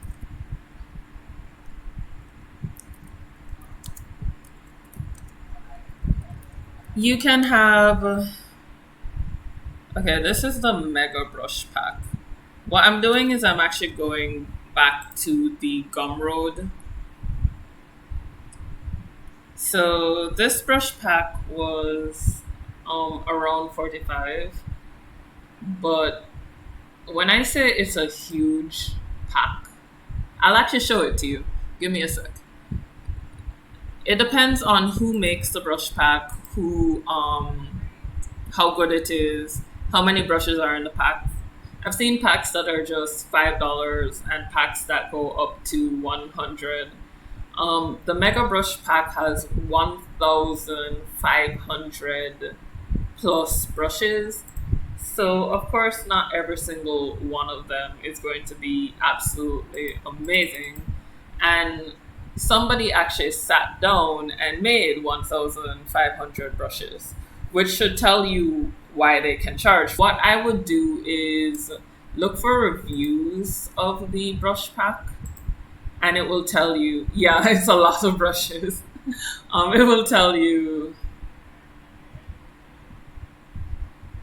It will tell you how many people like the brush pack, what they've liked it for. If you also watch a lot of other streamers, other art streamers, or other art videos, you'll see they'll teach you how to make your own brushes. So you don't have to buy you don't have to buy brush packs. If you're willing to put the time in, I'm sorry. If you're willing to put the time in, then you can definitely make your own brushes that are just as good as this. Set the opacity. Photoshop actually lets you do all of this without fail. It gives you a whole lot of control. That's probably why it's so hard for people to really understand just how much. Because the brush that I just switched to, and I don't know if you noticed I switched brushes, is actually one of the general sorry, dry media brushes in Photoshop. This comes with Photoshop CC. It's the Kyle Ultimate Pastel Palooza. I did not name this brush. This is actually what it's called. It's called Kyle Ultimate Pastel Palooza. And it's right below Kyle Bonus Chunky Charcoal. So you'll find a lot of weird brush names in brush packs. And like I said, that one comes with Photoshop. So you can rest assured that these weird names are just artist specials. They're not, they're not anything out of the ordinary. And the reason I switched the brushes is two reasons. One, I wanted a brush that everyone could use. Two, this brush comes with a texture, which is probably the hardest thing about making your own brushes. But reading a little bit down below, hi 350, high five. Oh no.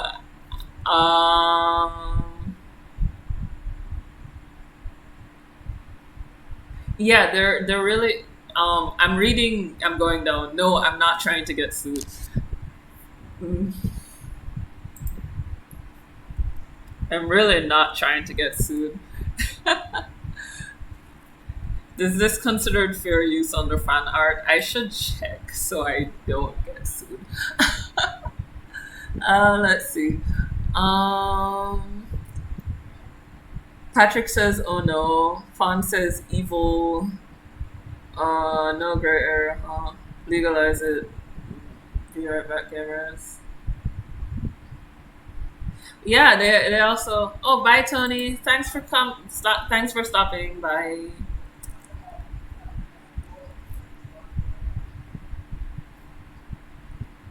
I'm gonna give you a hug, and I misspelled hug. There you go. Um. So let's see. I'm not trying to get sued at all. I really would like not to get sued. So maybe I should brush up on my copyright law. But I'm making fan art. I don't believe I plan on selling this. I plan on making it a poster in my room. So that's gonna be a printing. I'm gonna make this a large 3-piece poster in my room. But I'm just gonna tell you, my hands smell like 100 plus brushes. So there's more than 1,500. And I mean, in addition to these 1,500 brushes, I also have a lines brush pack that I bought on Gumroad. And the 20 smoke brushes. The 20 smoke brushes are. That was a free pack. Whoa. That I got from someone on DeviantArt. So that's feel free to eat. Don't let me stop you. I'm very happy that you've associated my stream with good food. I have a lot of brushes. I use like 5. Why do I have so many brushes? One, I'm currently working on a comic, and so I do want to have a lot of options. Also, there's some brushes that you can really only get certain effects with if you're looking to give your work a truly unique feel. For example, this texturized brush might be general, but if I wanted to say, actually, I can show it to you. If I turn off the sketch, whoops, no, that's the whole mask. So if I turn off the sketch of the clothes, right? And I zoom in, this pattern on her clothes, the the lace right there and this sort of goldish detailing on her kimono is a brush from the Mega Brush pack. Sometimes you make brushes to save yourself time on details like that. Other times you have brushes that are just to create texture. This is the charcoal brush. I use that for a smooth texture. I have a lot of the pastel brush on her hair.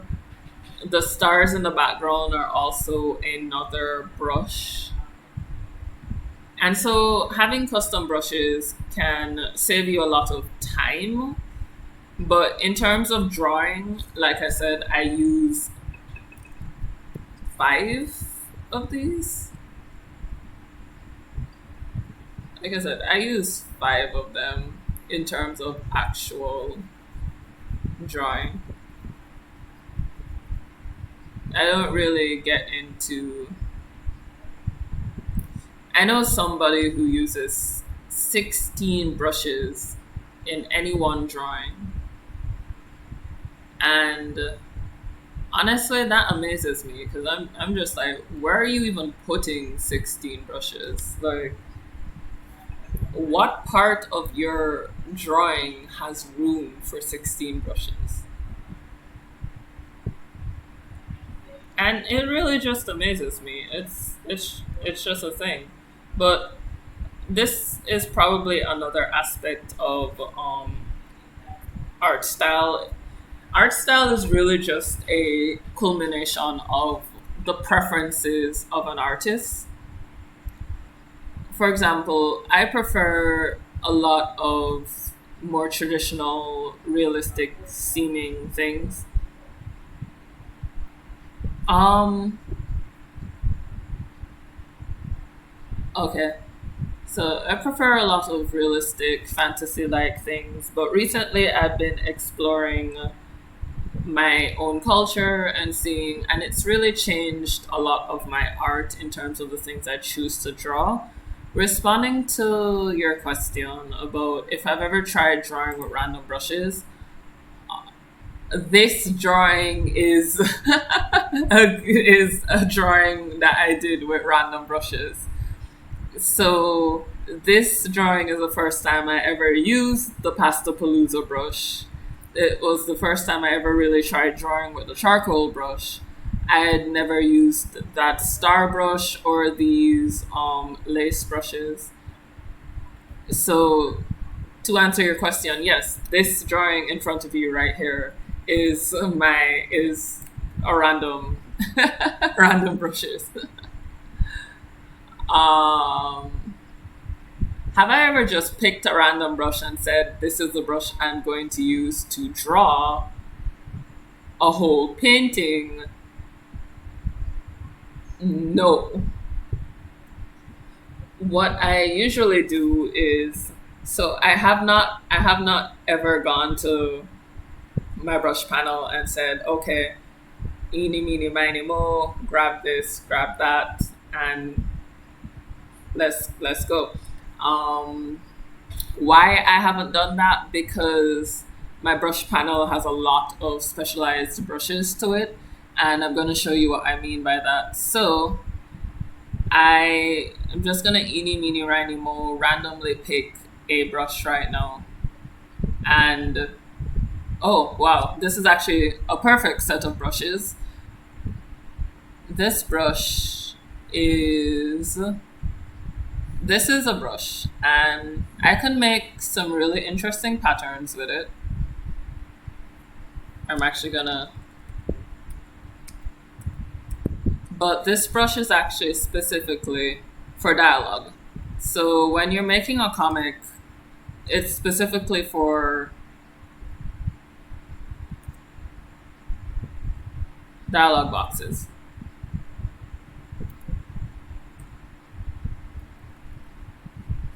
And so if I want just a quick dialogue box where I don't really have to think about it, and I have them, this whole folder is, because it's folders within folders, this whole folder is just full of dialogue boxes.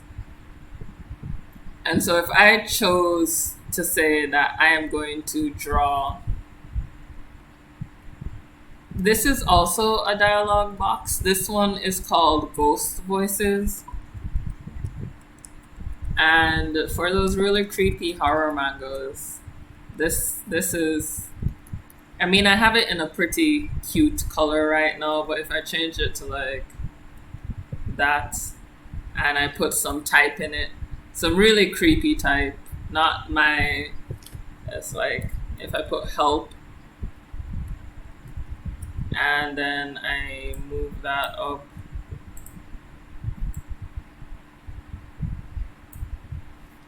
And the font isn't really helping this, but that's just a good example of what that looks like. Although I could use it for other things. But um let's see. I didn't think about different shapes for brushes. I mean, at least not like that one. Um I didn't really think about them either. It wasn't until I really got into the artist communities. There are a lot of artist communities on the internet, especially on Discord. There's a lot of communities on Discord just dedicated to art. I'm actually a part of Yume's art group. I love her artwork. I believe Sakimi chan also has one, but I've not been on hers. I'm a part of Anime Toots. And these are just whole discords dedicated just to art or just to a specific art form. And when you're in there and you're talking with other artists, you hear a lot of different uses for things. For example, one person used um, Photoshop and After Effects to create a, I can't even remember what it was. They created a sort of digital version of a zoetrope, which is an animation thing. And it came out pretty good, but the main thing that they used was that they got different types of brushes to do it with. So that was a whole other, like, left side, right side thing. I'm gonna go in here, put down some more flat colors.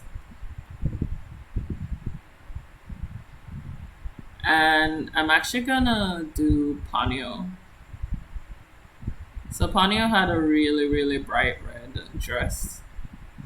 And I recently watched 10 Years with Hayao Miyazaki. The documentary is free online until 2020, I believe. I may have gotten that wrong. So don't quote me if it's wrong.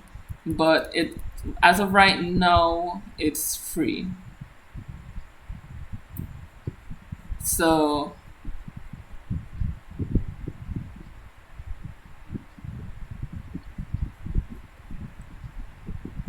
but I saw the first preliminary sketches of Ponyo. That was really, really a happy thing for me because I love Ghibli.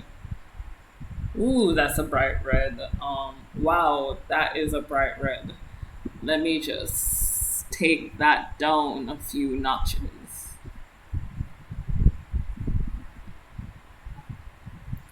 Okay, that's looking more like a red I can live with in my life.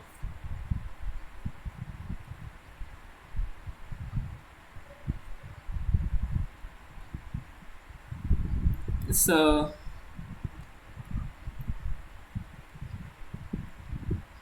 um, personally, I think even though so many artists are, including myself, I say so many artists like I'm not in this race myself, are kind of looking for that defining style. My main problem with the whole style um, story really is that so many people are kind of waiting until they find that style to kind of like start off as an artist, which is kind of the exact opposite of what many of the professionals that they're kind of looking up to have done. That's so bright. Why am I choosing these bright colors? Have I been influenced by the Ed and Eddie color palettes? These are serious concerns.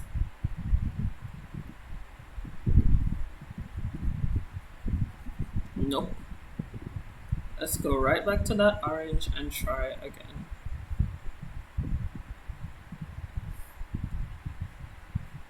Yeah, that seems like a more respectable color. Yeah. That looks like...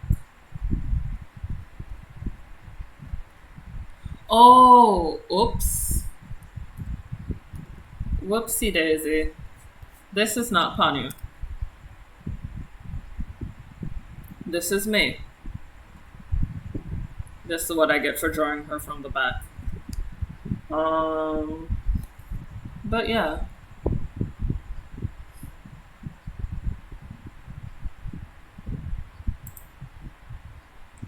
I forgot May's color scheme, so give me a second as I look up May's color scheme.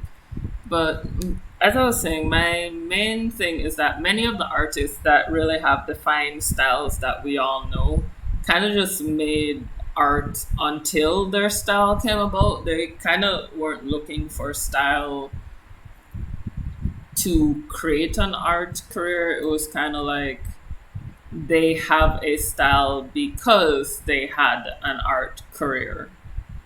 And I mean, you have outliers like Sakimi Chan and Yume, who sort of like had styles before really becoming huge, but they're mostly internet artists. And they also fall into the same cycle, mostly because their style has since evolved. Like since they become famous and popular, their style has evolved, which they've gotten better as artists.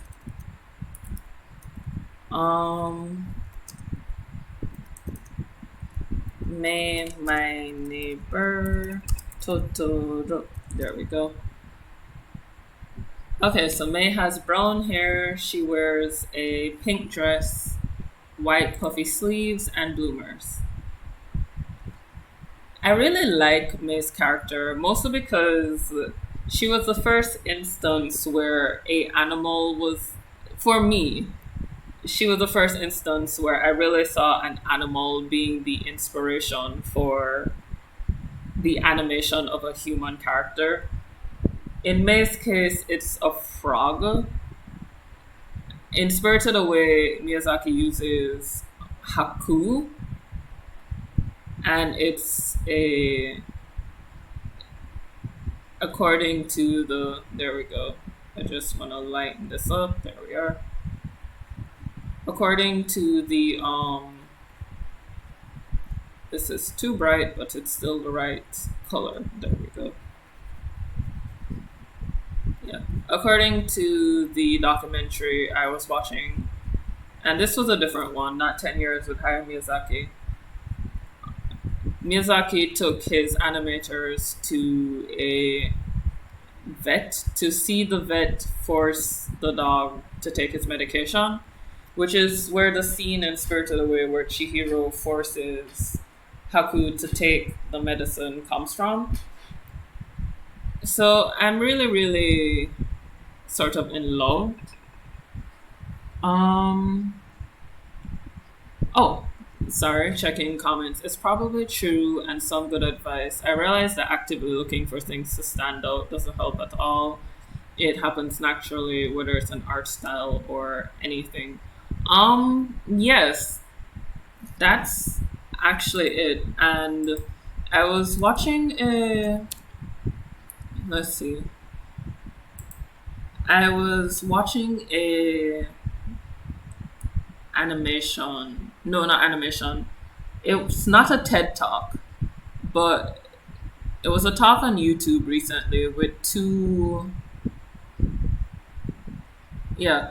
Oh, here it is. It's called Feedback Hurts, and it's a presentation by Thomas Jeck and Jacob Gardner at CTNX 2016. It's a really old presentation, and it's quite humorous.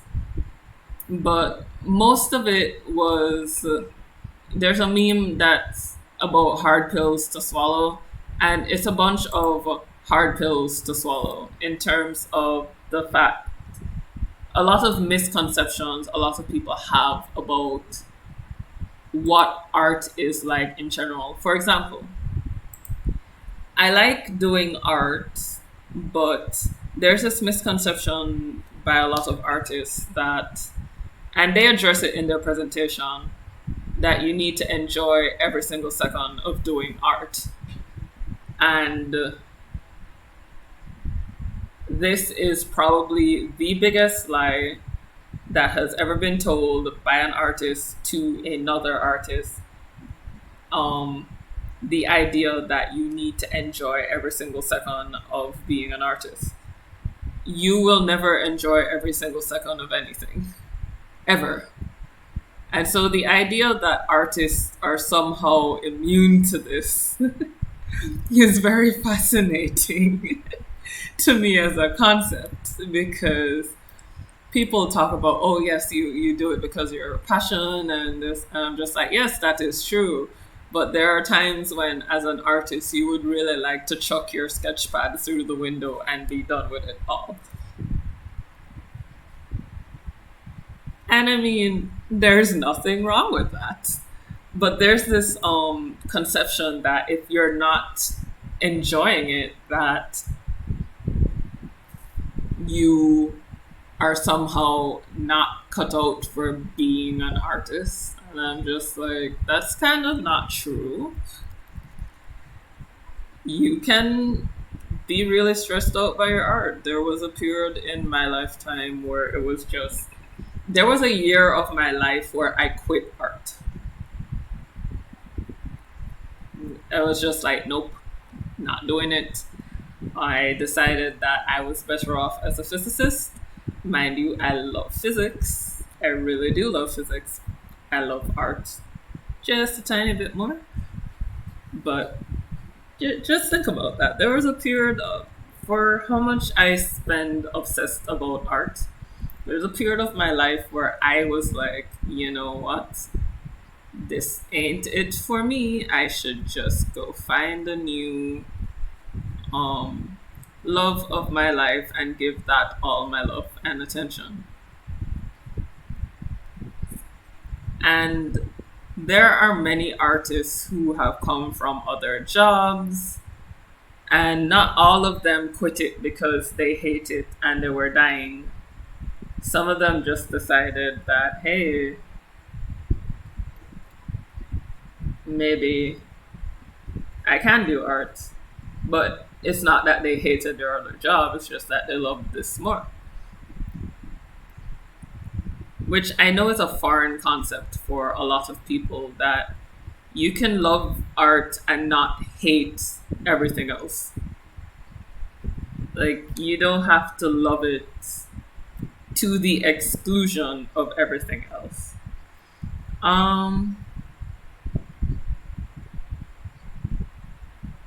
Okay, reading the comment section.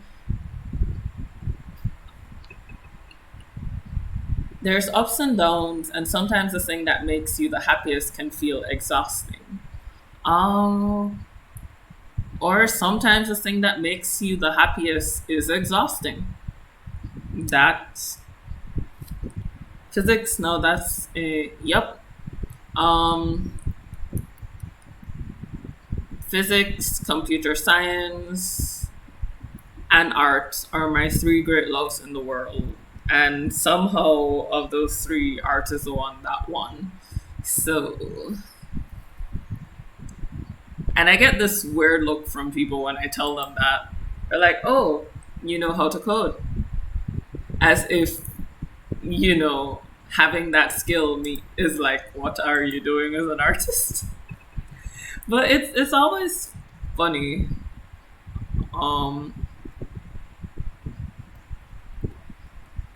at the end of like,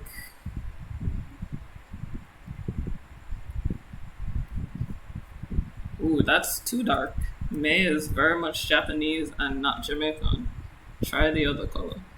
Yeah, that's better. So it's sort of a thing.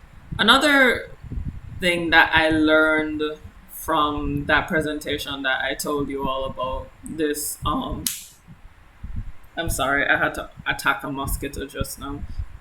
Um the other thing I learned is that sometimes things are your fault. And how am I gonna put this in the nicest possible way? Sometimes when you fail, it's your fault that you failed.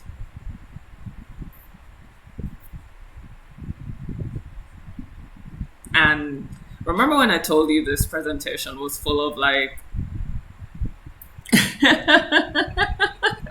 when I told you this presentation was full of hard pills to swallow, that was probably the biggest one because I was recently living in the United States. And if you have ever lived in the United States, there is this implication that nothing is ever your fault and you tried your best and so on and so forth.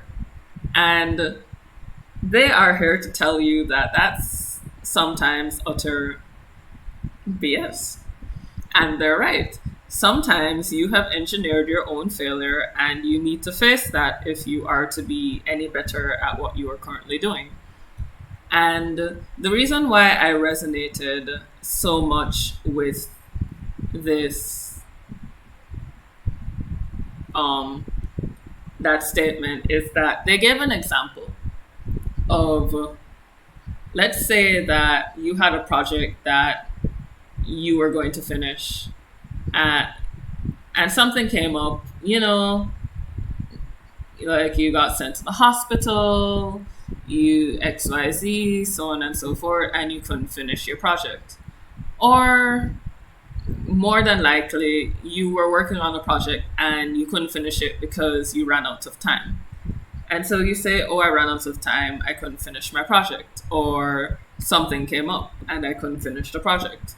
And they're not talking about school projects, although this happens in school too.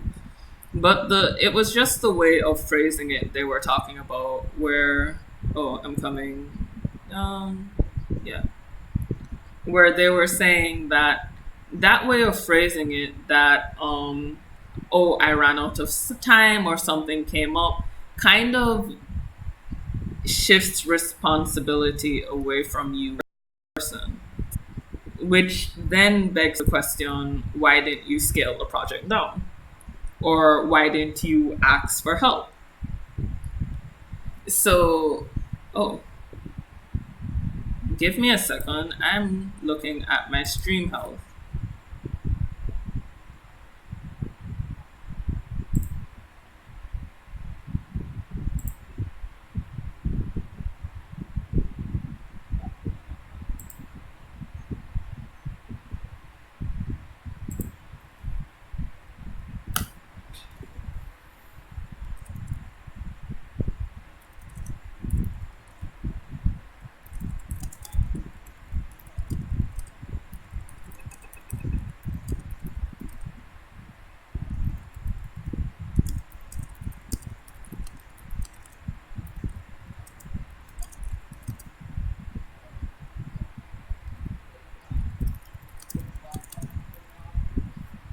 Okay, so sorry about that. I was just typing an announcement in the stream.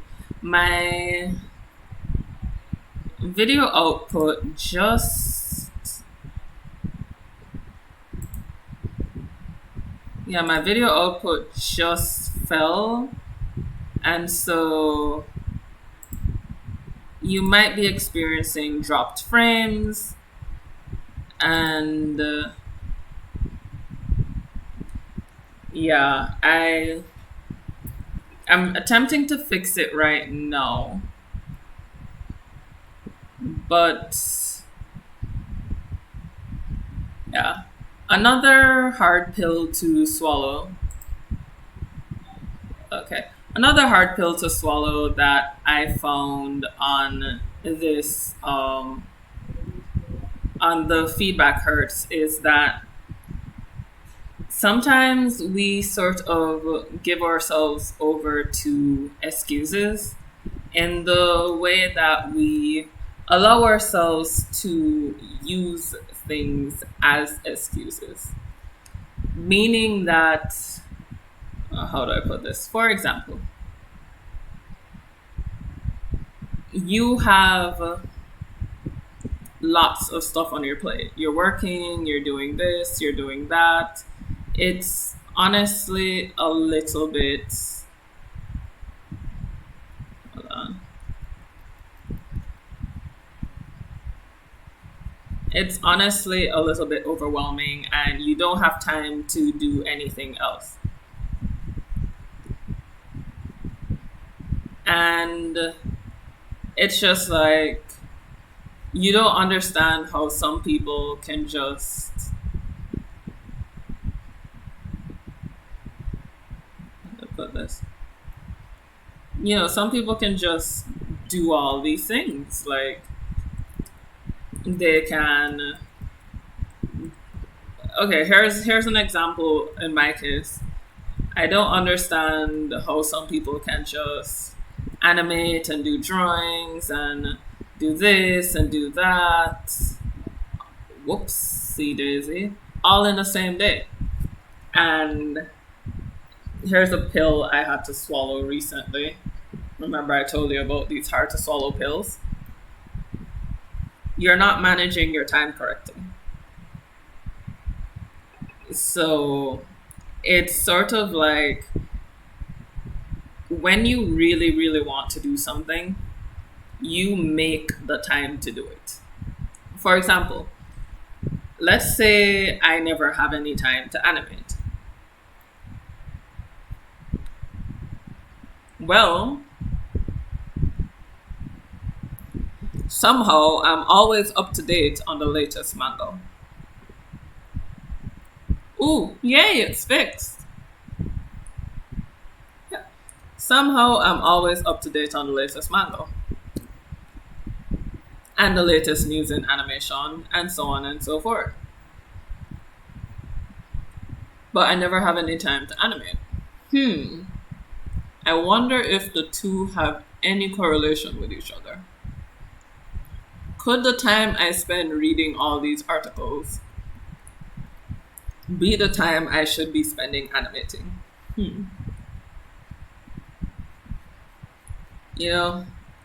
Like I said, some hard pills to swallow. And so I started spending more time animating. I am now not always up to date on the latest manga. And this hurts me. It hurts me on the level of my soul. But I now have more time to draw. I have drawn more in the past few days than I have in the last 3 months.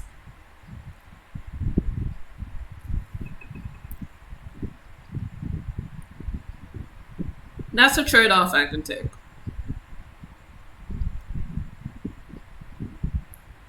I can live with that trade-off.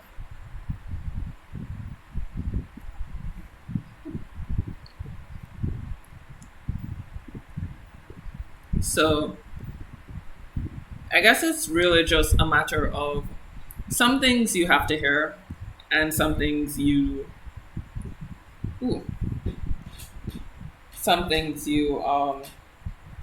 kind of have to face and decide what's more important to you. Art is another one of those things in terms of you really have to decide if you're willing to put the work in and stop worrying about who is better than you and who is not better than you and so on and so forth. Because the people who you're trying to get on the same level as an artist, most of the times they aren't really participating in whatever games that is involved with, they're kind of busy doing work.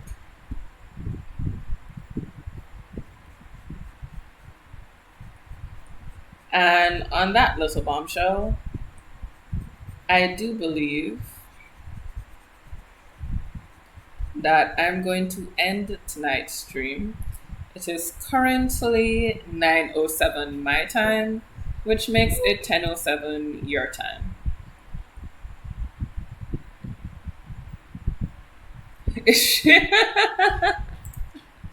Congratulations, Fun.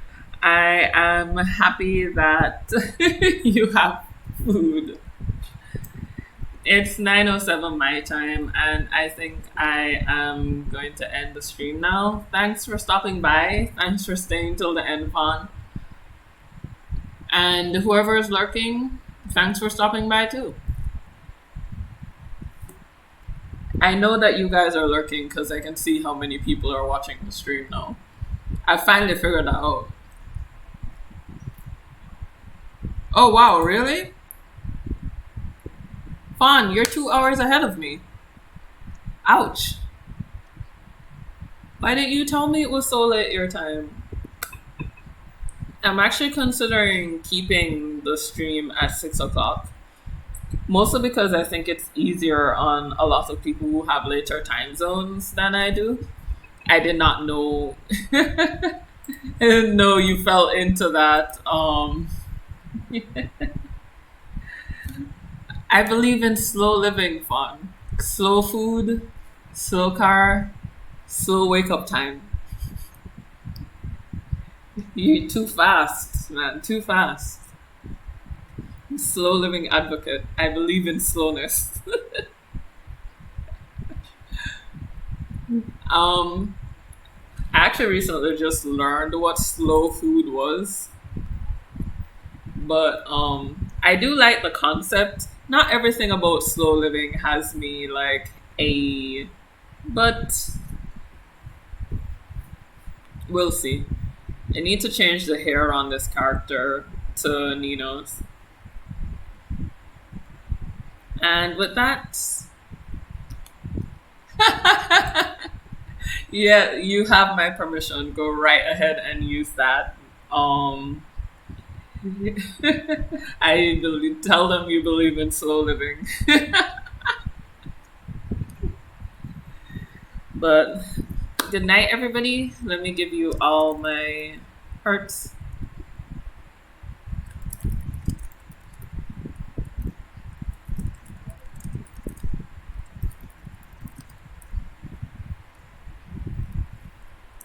And now I'm going to go draw a dragon because I still haven't done today's Inktober. Oh, I know. I think I will try out. Uh,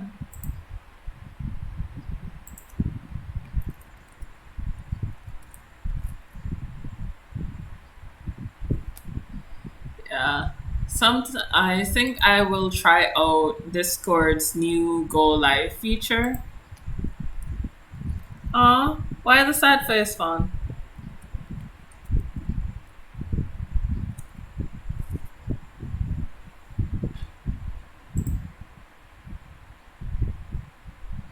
Yeah, I think I will try out Discord's new Go Live feature. Oh, yeah.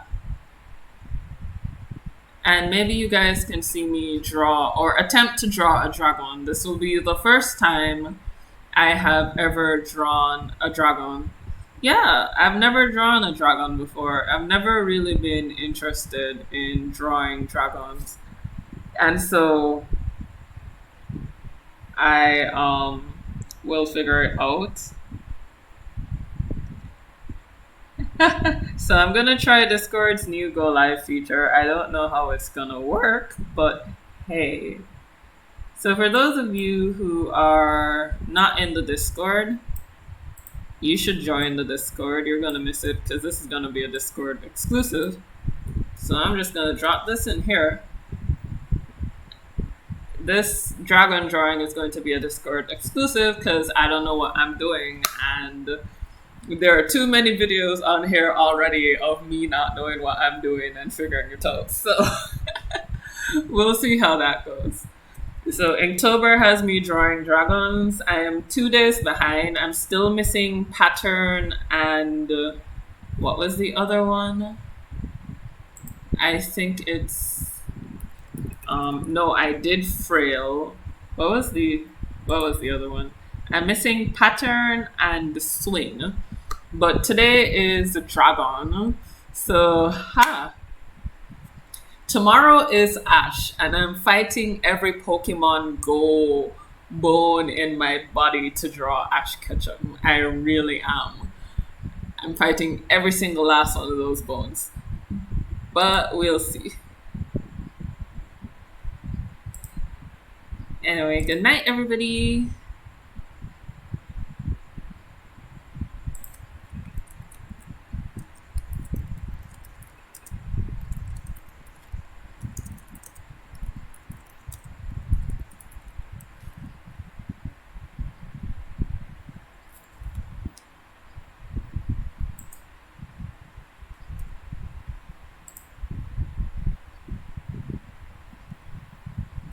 All right, let's do this close down metric.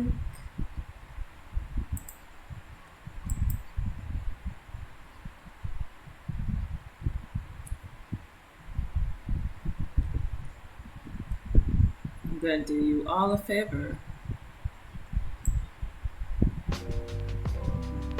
I just realized that you guys couldn't hear the music I was listening to this whole time. Why do I always do this to myself? Anyway, bye!